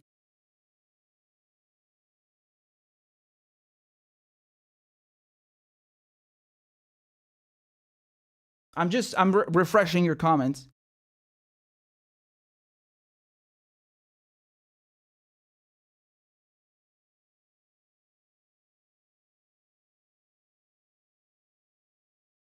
Stephen Lewis says now they can take the $300 million per day that they spent in Afghanistan and spend it to help the poor here at home. Yeah, right. That would be good. You know, California, I was watching, in California, you have these wildfires. I think, well, forgive me, I've forgotten how large they are, but they're some of the biggest in recent history, right? And I was thinking to myself, well, the fireman they were interviewing was saying they have a shortage of personnel. They don't have enough people to help. And I was thinking, well, why not, you know, where's the army? When you have a crisis like this, the army should be used to fight natural disasters. This is, you know, what neutral countries do. You know, this is what countries who don't go to war do. They use their military for good things, like you know, managing floods and things like that. And I mean, I've seen the United States do that in certain occasions. But right now, you know, Biden is sending thousands of troops to help evacuate in Afghanistan, and I don't even know who he's evacuating because we've seen tons of people on the tarmac, even people who worked with the U.S., they're not being saved. And What about these natural disasters? Nothing. You know, there's so much money, resources, and wealth to take care of these issues, but there's no will. And there's no will because there's corruption. That's what it is. So, yeah. Madhu says, why are Americans so unaware of what goes on in the world around them? Well, because the reason Americans are so unaware of what goes on in the world around them is because the media makes sure that they are unaware. Because if they were to realize what is being done in their name, I mean, anyone would be shocked, really. So it's by design. It's by design, you know, to keep people ignorant and in the dark about what's going on, what their intelligence agencies are doing, what their corporations are doing, what their politicians and armed forces are doing. It's by design. You can't tell them because there would be an outrage. There would be an absolute outrage. And so this kind of speaks to what just happened now, because, you know, people are seeing on television, they're seeing all these civilians in Afghanistan who are unable to escape, and they're even clinging to the aircraft, right? And they're shocked. They're shocked by the evacuation. Can you imagine how shocked they would be if they saw what the United States and Australia and the UK did in Afghanistan? And we do have some examples, right? We have some very important documents that were leaked by whistleblower Daniel Hale about the drone program. We have WikiLeaks who published the Afghan War Diary. So we have just a little taste of what happened. I mean, these documents cover like a 5-year period. The war was 20 years. So, and even that, you know, is outrageous.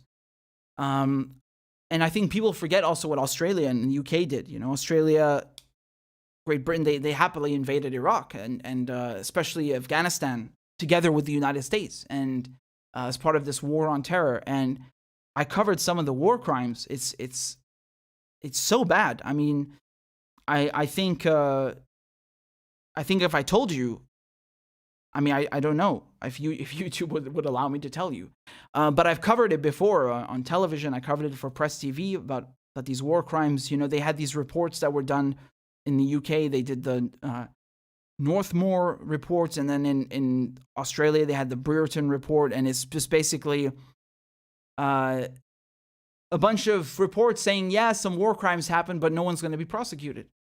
Astonishing, right? No one is prosecuted, let alone found guilty. So just really horrendous things. And again, I don't think I can say them to you because YouTube will do something with the channel. I don't know. Yeah, it's especially with the SAS, with the Special Air Service, right? So, you know, this is British SAS is, I think, the first special forces unit in the world, founded during World War II, right? Did a lot of things in North Africa. And then they still exist to this day. And of course, there's an Australian variant. The Australians have their own Special Air Service, Special Boat Service. And yeah, these are special forces. And they would do things in Afghanistan like, you know, they would kill unarmed civilians, and they would take a knife or a radio and then put it next to their bodies and say, look, you see, he's a Taliban. That's why I had to kill him. The radio one is particularly funny, right? Like, as if having a radio is a reason to execute someone. This is their logic, right? And they get away with this because many of these people who committed these murders are still there. They're not, like, you know, they're not even on administrative leave. No, they're still serving in the unit. Like they did nothing. And there's so much horrific footage about this.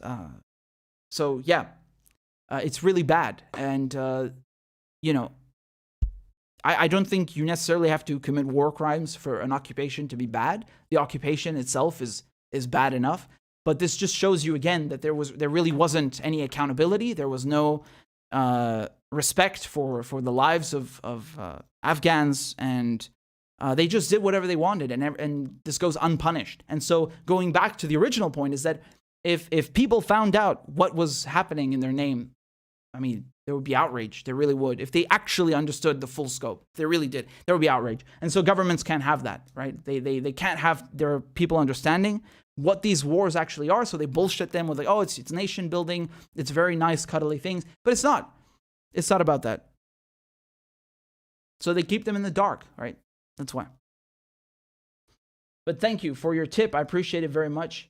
And Danny over here says, the next time any of us feel useless, just recall that the US spent trillions of dollars, lost thousands of lives and limbs over 20 years only to replace the Taliban with the Taliban.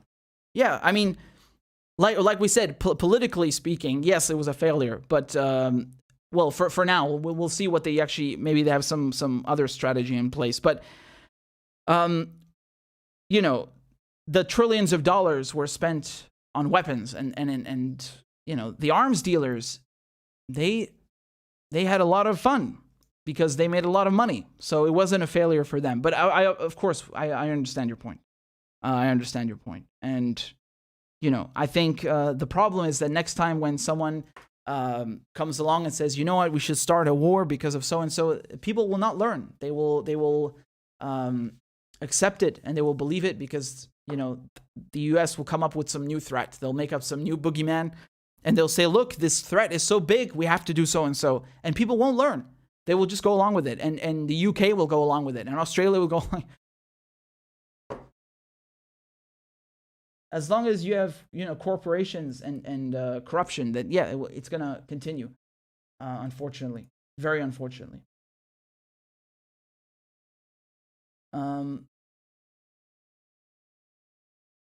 Gregory, thank you for the tip. Gregory sent a tip on Rockfan and says, but cannot the Saudi electorate and the electorate in Idlib, can't they vote in the next US-sponsored elections and throw out HTS and Idlib and their patron bin Salman in Riyadh? No, guess what? There are no elections. Right? That's really funny, right? US wants to give democracy to other countries, but its own allies don't have democracy. So no one can vote in the elections in Saudi Arabia because Saudi Arabia doesn't hold elections, and neither do the terrorists in Idlib. So, no, but that's a good one, though. That's a good one. Thank you, Gregory. And Emblemed Fate says, due to an emergency, this may be the last time I support you in a while. Well, don't worry about me. I hope you are okay, though. And Emblem Faith says, also, did you notice a big reason Biden said in his speech for leaving Afghanistan was so the imperialists could focus on fucking up African nations like Somalia and others? Have a good one, Rich. Keep it up. Thank you, Emblem Fate. Yeah, I did. And he was, you know, he's making another veiled threat. He's saying, you know, if you mess with us, we'll come for you. With devastating firepower. I forget the exact quote. I'm paraphrasing. But yeah, I mean, Africa is a whole other topic, right? And this sub-Saharan shadow war they have going on right now. Usually, when they do things like this, it's so they can refocus troops in another area. I mean, I wouldn't be surprised if that was the reason. Even in the beginning of the war in Afghanistan, they had sent the CIA into Afghanistan. They sent the conventional armed forces into Afghanistan. And then what happened after a year or so? They started pulling troops from Afghanistan to send them to Iraq. So I wouldn't be surprised if they did the same kind of game here, right? Maybe we just can't see it yet. But it'll materialize soon enough. And as you said, you know, they're all already making these veiled comments. So Gregory says sub-Saharan Africa and the Congo are the new fronts in the war on terror. Yeah, I mean, it's again the same thing like Iraq. They went, they got rid of Saddam, and then they created this power vacuum and all these terrorist groups. And oh look, we have to come back. And what did they do with Libya? They got rid of Gaddafi. And what happened after they got rid of Gaddafi? I mean, they're of course, you know, they're meddling in other ways in the region. They have, I think, troops or military attaches in about 50 out of 54 African countries. And so it's not just that, but after they got rid of Gaddafi, you had all these groups coming out of nowhere, right? Like Boko Haram and all these other supposedly linked Al-Qaeda groups suddenly taking a hold that, you know, no one's ever heard of. Come on.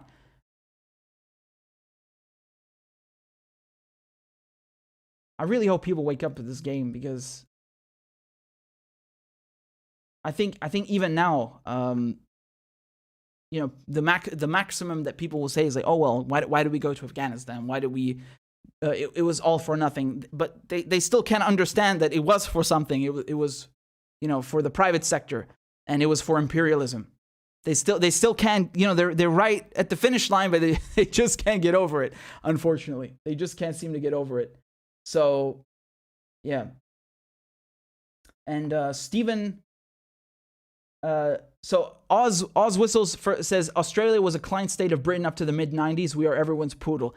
Well, to be fair, in the 70s, I think the US tried to get Australia to go to Vietnam. I mean, Australia was in Vietnam, I know that. That was definitely at the behest of the US, right? And right now they're trying to use Australia as some kind of, lily pad, as they call them. Basically, they're trying to use Australia as an outpost, as a base against China. And the thing with Julian Assange is just one side effect of that, because Australia, unfortunately, like I said, it's kind of been kidnapped by US interests. So, it doesn't really act as a sovereign nation, whether it's regarding Julian Assange or foreign policy towards China. There's a lot of US influence and meddling going on. I mean, you know this. I don't need to tell you this. But I'm just spelling it out for the others.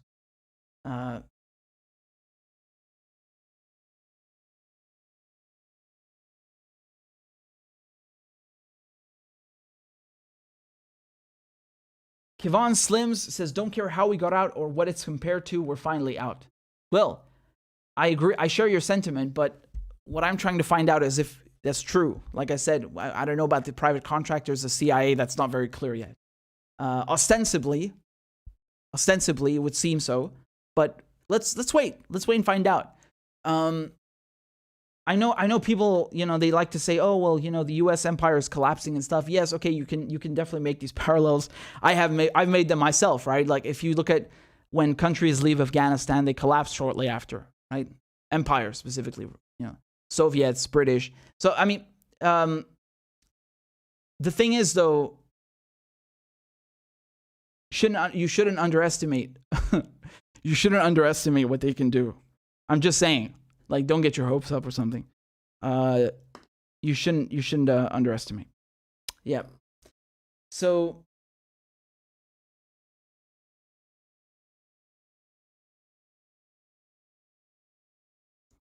give me a second over here. Thank you very much to Paul for your generous donation on PayPal. There's no notes attached, but I'm very grateful nonetheless. Very, very kind. There's also another one here from Mary, and she says, thank you for educating on Afghanistan. Keep up the good work. Of course. I mean,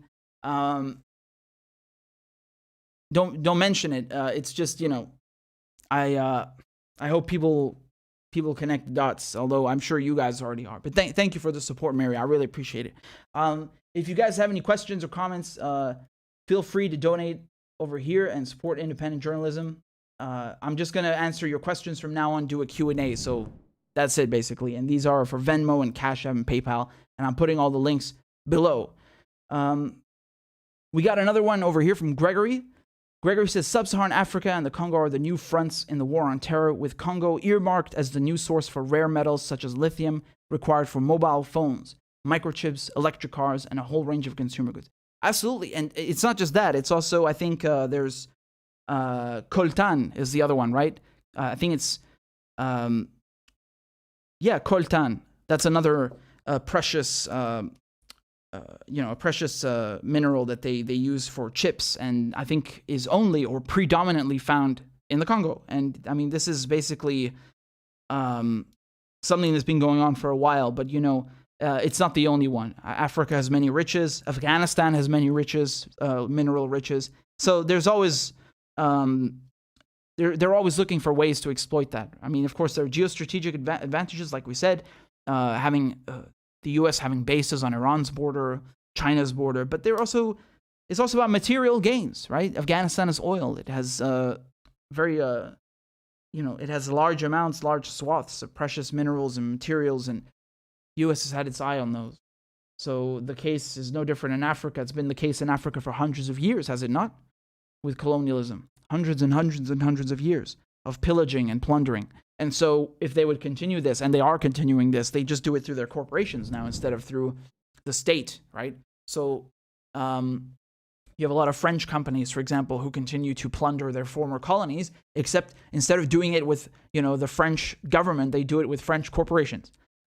And the relationship is still the same. Who's getting screwed over and who's losing out, not just with their materials, but their natural resources, but also getting a miserable, tiny cut.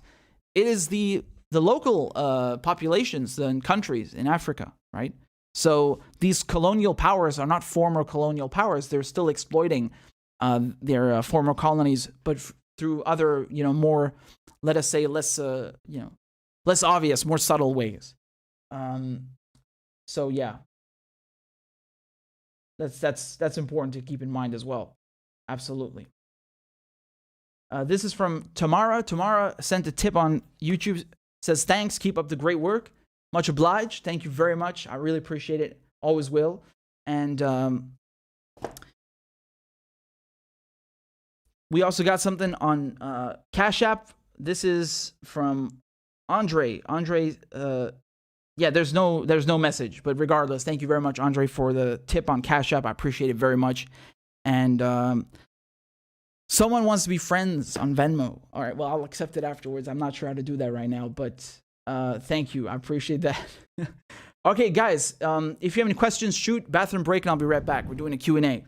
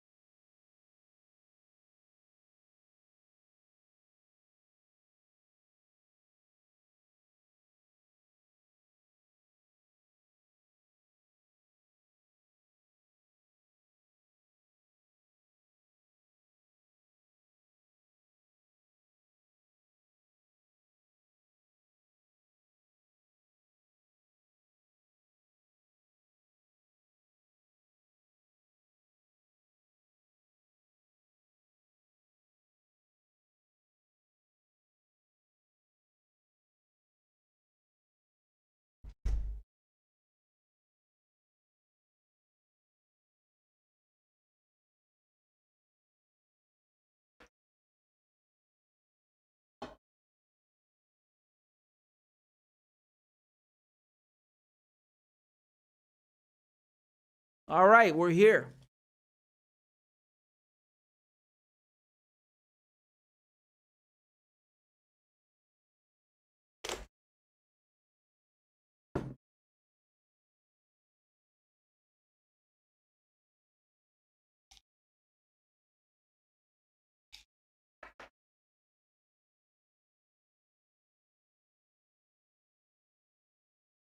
Tomorrow there's a very, very special interview dropping on this channel, and you absolutely do not want to miss it.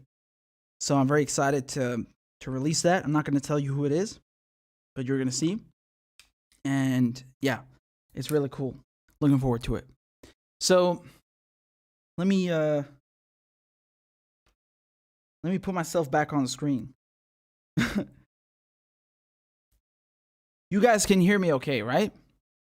Also, I'm curious, how did you get a notification for the live stream? Did you get one on YouTube or email, PayPal? No, not PayPal, Patreon, I mean. That'll be good though, right? Sending alerts through PayPal. Yo, we're live. I wanted to do actually a segment on PayPal because there's some.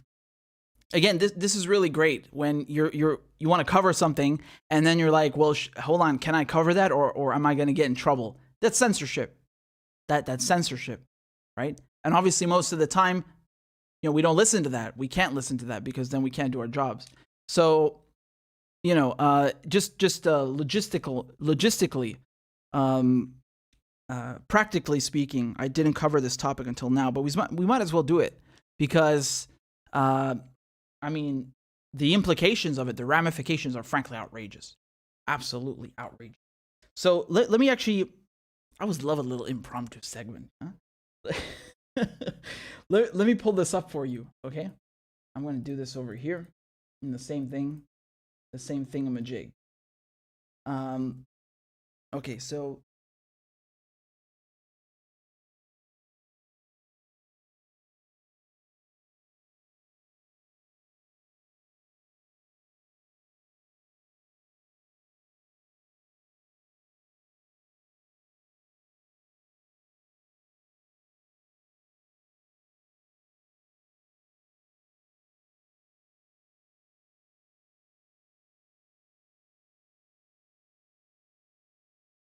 okay, so let's take a look, shall we?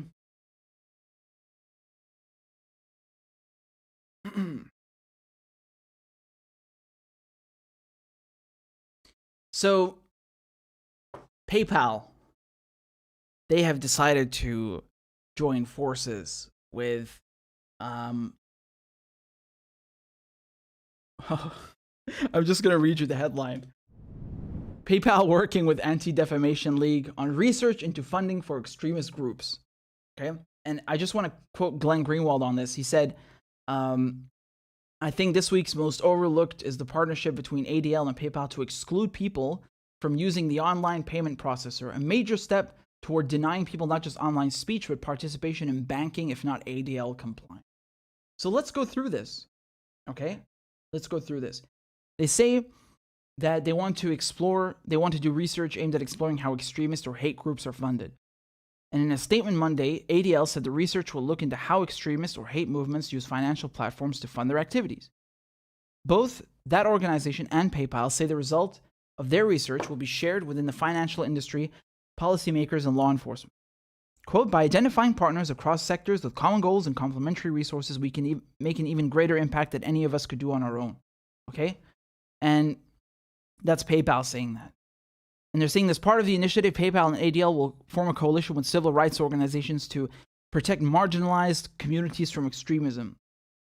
And, you know, PayPal is supposedly going to crack down on funding extremist groups and so on. So, I mean, it's a conflicting message because on one hand, they say it's just research. And then on the other hand, they say PayPal is going to crack down on that. What does that mean? And the more important question here is who defines extremist? Because just to give you a anecdotal example, okay, the United States government under Trump and Obama, actually going back to Obama, but ramped up by Trump and even under Biden. So the U.S. government has sanctions on Syria, okay. It also has sanctions on Iran, and many of you are very kind and have sent me messages, have sent me donations on PayPal with a message or a note mentioning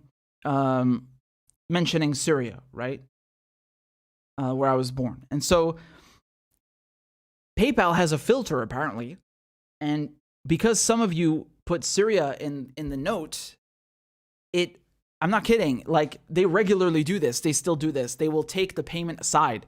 So I can't read what you wrote.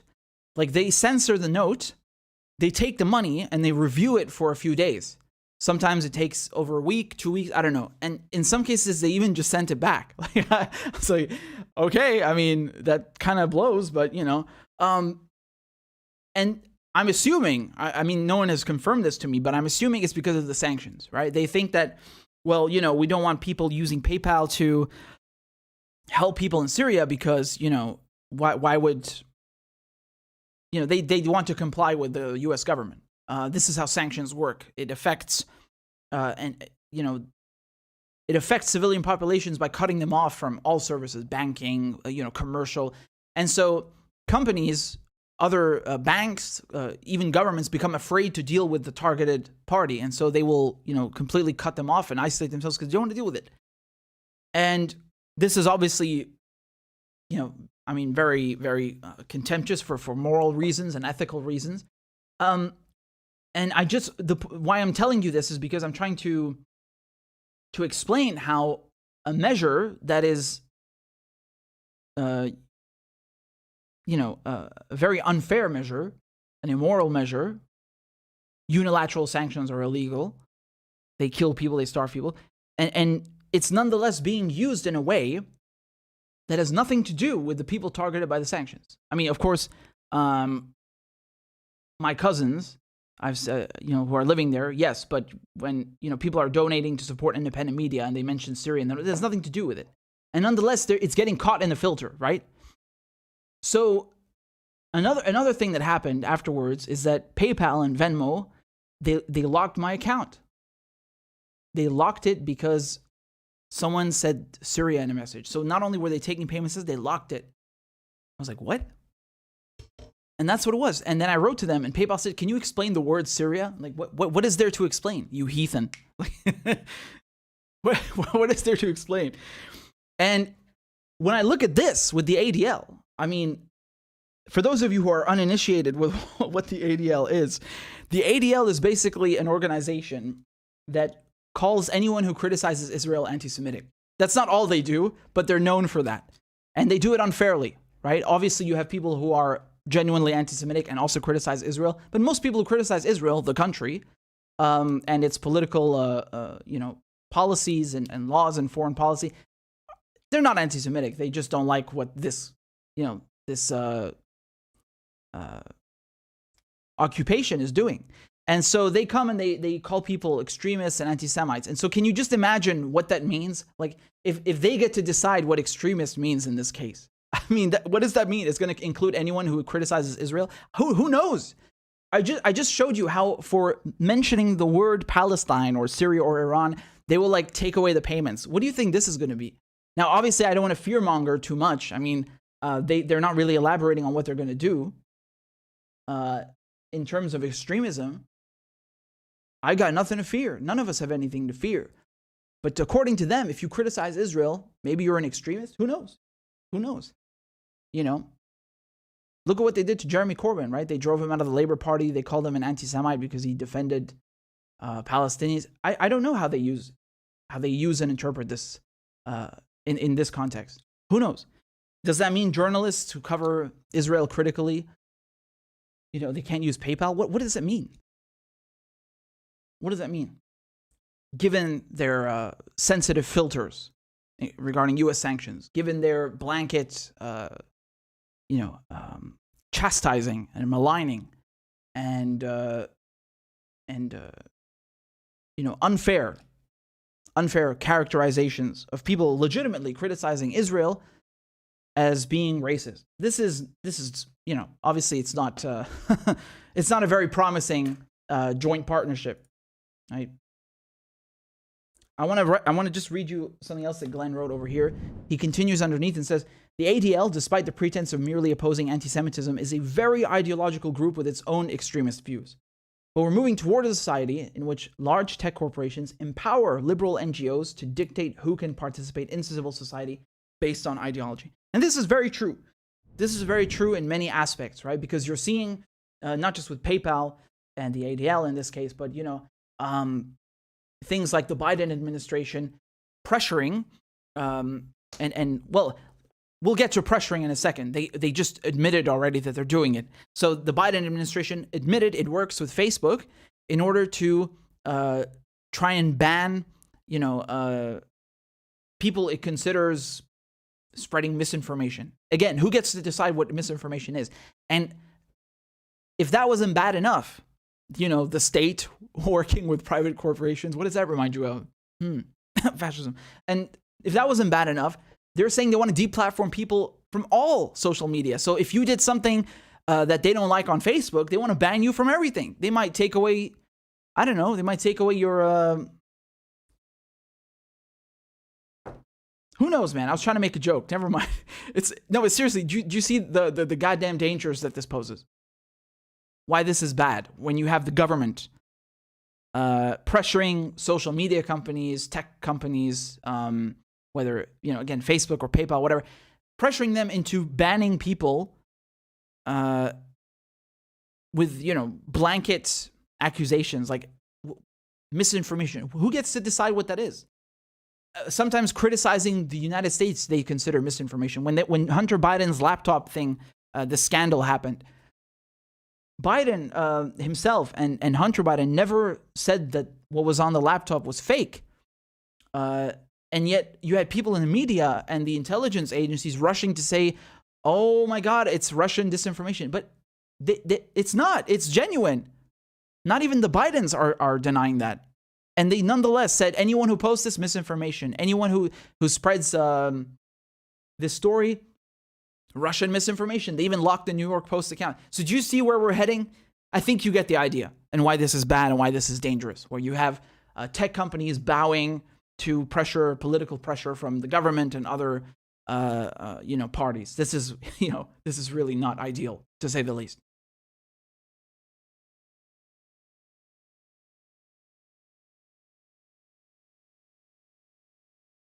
So anyway.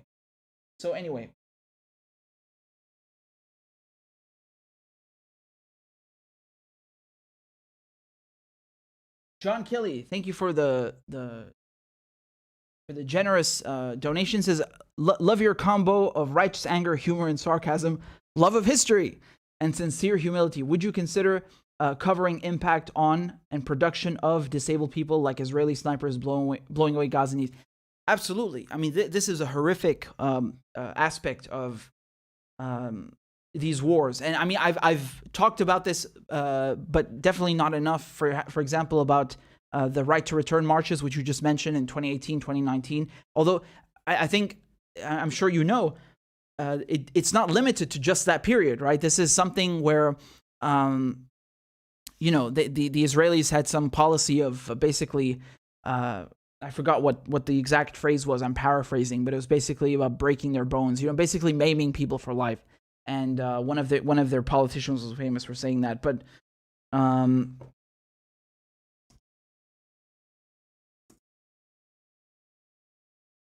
yeah, Colonel Rabin is his name, I think, right?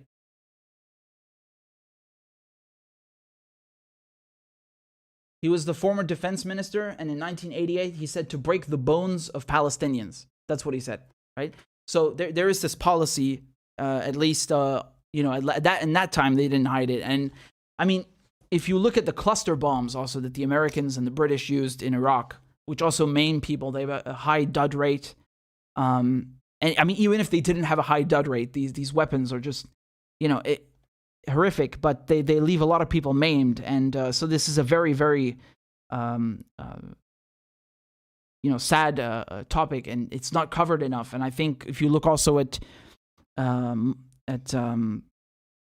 cities in Iraq, for example, like Fallujah, where you have these birth defects, which are, a result of depleted uranium and white phosphorus being used. And if you look at, for example, Agent Orange is another thing in of itself, right? You have a lot of disabilities and defects and, very, very heartbreaking things that result, that are not necessarily deaths, casualties, but still tragic and really life-changing nonetheless. And I think another thing that people don't talk about enough is the mental health aspect of it, right? Because, when you talk about a war, you say, okay, well, there were you such and such casualties, 60 casualties, whatever the number is. But, and people, they're talking about the deaths, and then they talk about the wounded, but they're only talking about it physically, right? You still have a lot of people who are not wounded physically, but they are maybe wounded mentally. So this is another very important impact and aspect that no one,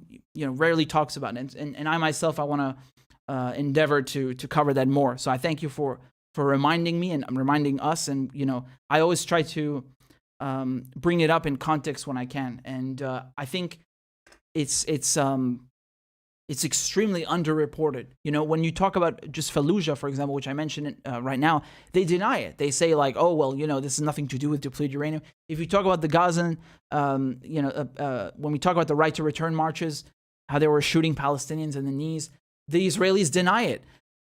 And at the same time, in the same period, they were bragging on Twitter, we know where every shot lands. You're damn right they do. Of course they know. and they were maiming and crippling Palestinians on purpose.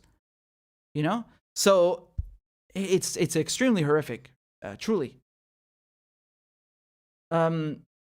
Zip77, thank you for the donation. Says, like when.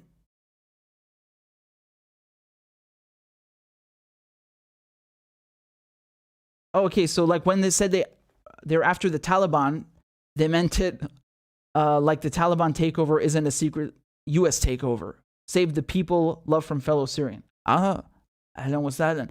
And yeah, I mean, some people have been saying that. I've read that they've been letting the Taliban take over on purpose. I don't know, man. Let's think of this rationally and logically. Could they have done it differently? Yes. If they had really wanted to, evacuate everyone peacefully in an orderly fashion, as Biden claims and Blinken claims it was done, they could have done it if they wanted. That doesn't make it any less humiliating. But they didn't do it because they're only taking care of their own. Now, I don't know if they are purposely letting the Taliban take over or not. Although I wouldn't, if it turned out very in the near future or afterwards that they were doing this on purpose for some other ulterior motive, I wouldn't be surprised. I mean, just like we were talking about earlier, look how many people the United States has worked with and financed and funded and undertaken joint projects with in order to accomplish a goal. They say today XYZ is their friend and tomorrow XYZ is their enemy, right? So who knows what they are doing, what they're up to. Who knows? Honestly, who knows? But I agree with what you're saying at the end. Save the people. This is number one. And it will be interesting to see what happens now. Whether the Taliban mean what they're saying when they say, for example, that no one is going to be harmed, the diplomatic missions will be protected, women can go to school, no one will be there's anyone who works with the Americans, we're not going to take revenge on them. Let's see if they actually hold that up. Let's see if they mean it. I don't know. I've no clue. I mean, some people are convinced it's going to be like 20 years ago when they were in power from 96 to 2001. I don't know. Because if you consider the fact that they have territorial control, I mean, it's not like the U.S. is in a bargaining position, right? They've got nothing to bargain with at all, really. But anyway, we will see. We will see what happens and what the U.S. does next. We will see. Like we were talking also earlier, it could be Africa, their next goal. And they have certainly been working on Africa for a while now. Certainly.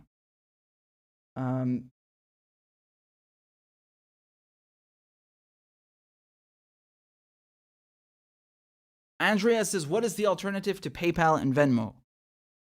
Well, I don't know. CashApp, I think. I don't know. It depends.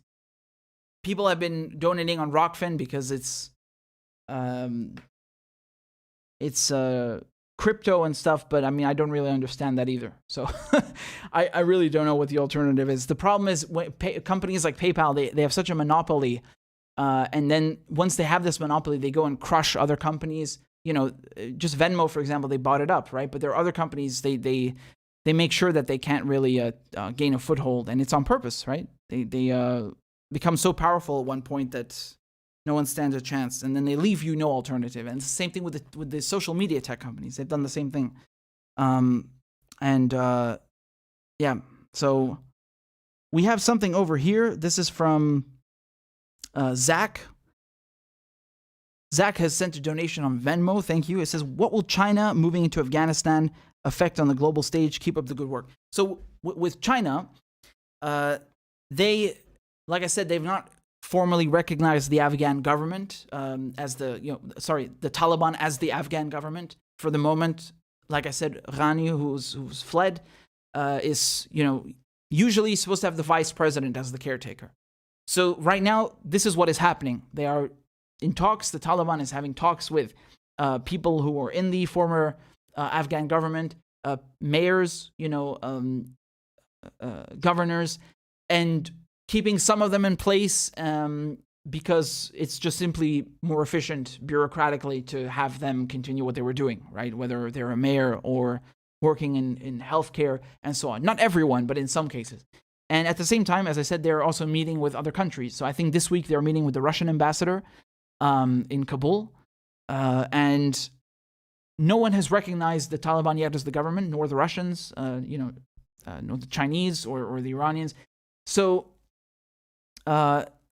with that said, however, the Chinese at the same time, what have they done? They've come and said, well, we are open to having peaceful ties with Afghanistan, and whatever the people choose, it's their business. We're not going to meddle in it. And again, you see the same kind of pattern here. Like with Iran, they're saying, well, we have no preference. We're not going to condemn or approve of anyone. We're just open to having friendly, peaceful ties with Afghanistan. So, they're taking a measured, safe route and just waiting to see what happens, waiting to see what the actions of the Taliban are, how they behave, what they do in the next couple of weeks and months. So I don't know. I can tell you one thing though. I think for China and Iran, it's still a sigh of relief not to have Americans, at least in such numbers, right? Again, we don't know if they fully pulled out, but at least in such numbers on their doorstep. I think that much is clear. I think even at Hamas congratulating the Taliban, but they congratulate them for defeating the U.S. occupation, right? So it's kind of like an anti-imperialist sort of message, because he followed it by saying this defeat for the U.S. in Afghanistan, it will be the prelude to the Israeli defeat in Palestine. But we have to wait and see. I think China, if they can, if I were in their shoes, I would be trying to integrate Afghanistan into the Belt and Road Initiative. I think that's the smartest thing to do, and I think that's what they will try and do. So they're keeping the door open, right? And we'll see what happens. We'll see. China, again, they've never really, swung one way or the other in regards to Afghanistan. So that's yeah.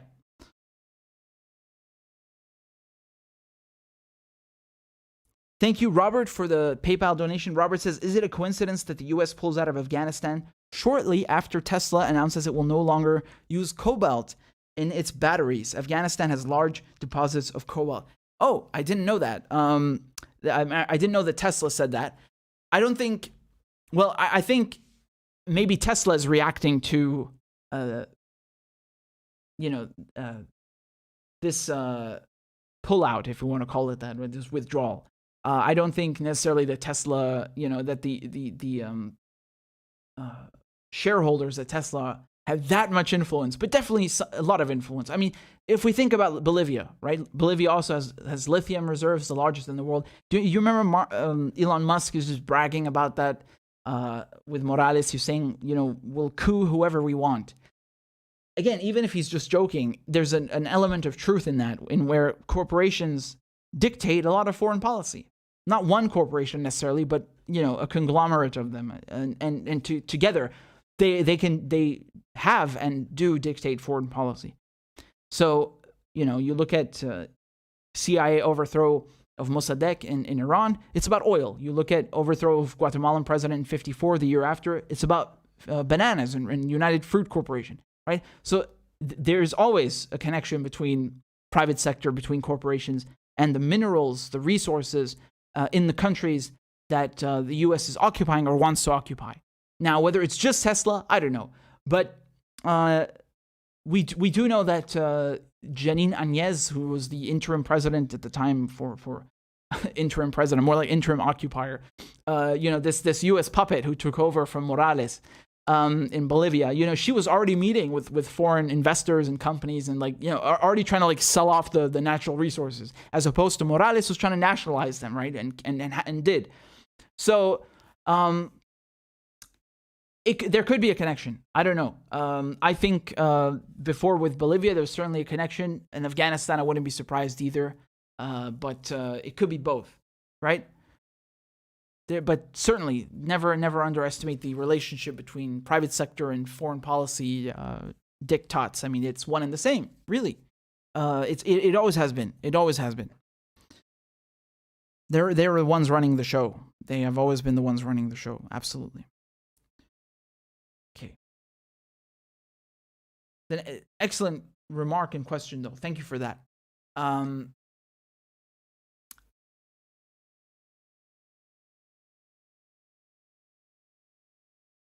right, guys. So last call.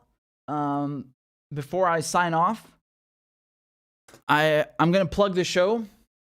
If you have not signed up on Patreon, please do. We're almost at our goal. I think we're at 410 people on Patreon.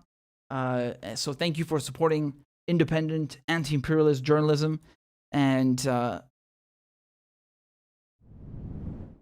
links are down below, so you can support for $2 a month, $1 a month, anything, whatever. I'm thinking of Biden earlier says the buck stops with me. Yeah, well, not really. Anyway, so I'm going to put the links below. Thank you so much. And if someone joins on Patreon, we play a crab dance usually. So let's do that maybe, hopefully, at least once before we leave. Thank you very much for that. And all the links are in the chat and the description. And if you have any questions, you can shoot on PayPal or Venmo or CashApp or YouTube, whatever. So, you know, we're just doing our thing.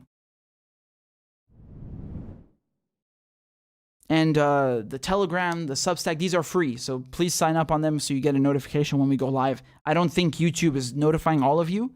Even if you have this bell icon on, I don't know if you get notifications.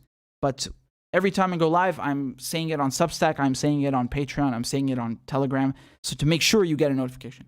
So yeah, and all the segments will be up shortly. Thank you so much. And I'm very grateful. Thank you. Andrea on Rockfin has sent a tip. She says, or they say, I have a very bad feeling in my gut concerning what will happen to the people of Afghanistan. I hope I'm 100% wrong. I hope so too. I mean, you know, just if we're looking at the situation that they've been placed in, look at the infrastructure, right?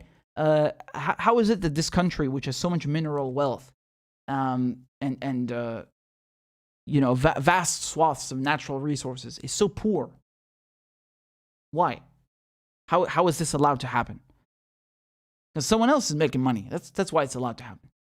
And my point is that this occupation is going to take them so long to rebuild. You know, and you have to remember that before that, in 79 to 89, they were invaded by the Soviets, and so they had this brief period of you know, between 89 and 2001. But even that brief period without any occupation was still, again, you had CIA meddling in there, Saudi Arabia. They just won't leave the place alone. So, you know, I really hope that they can rebuild from this disaster. They are the ones who are owed. And I hope nothing bad happens. I hope, you know, that when they say, okay, withdrawal is happening right now, I hope that includes contractors and CIA and we don't see more games. Because if you look at the history of Afghanistan, the U.S. has not been there for 20 years. It's been there since 79, meddling in there, right? So it's a long time, and not just the U.S., of course. As I said, many countries. So they need to be left alone. They need to be given a chance to breathe and rebuild, and you know, and actually helped, not helped, and then they come and invade and occupy. No. I see videos from Syria. They're rebuilding Syria as well, parts of Syria. It's really nice, but you just like, why did this have to happen in the first place? It's because there are people who are corrupt and they want to make money. That's what it's about. So I also wish them well, and I hope everything will be okay. Anyway, thank you very much for all your support, and all of the Cinema Gorillas says, give us the crabs. No, I'm not. I'll give you a crab dance, but not the crabs. We got Zach over here who just joined on Patreon. Thank you very much, Zach. This crab dance or the crabs is just for you. So here you go. Y'all put your hands together for Zach, okay? Clap for that, you stupid bastard. And Corn Pop was a bad dude. And he ran a bunch of bad boys. Listen, fuckhead. You have fucking crossed the line. Claiming I'm the enemy. You got that, you goddamn son of a bitch? I don't give a fuck what you think, bitch. Good morning. Sunday morning. Cut that bitch off. Thank you for Iron Dome. which is a technical marvel. والله انتوا كلاب بصراحة يعني. ماشي نشتغل عادي. We lied, we cheated, we stole. Why you text Why? You're getting nervous, man. Calm down. It's okay. Okay. Suck my dick and choke on it. I yield my time. Fuck you.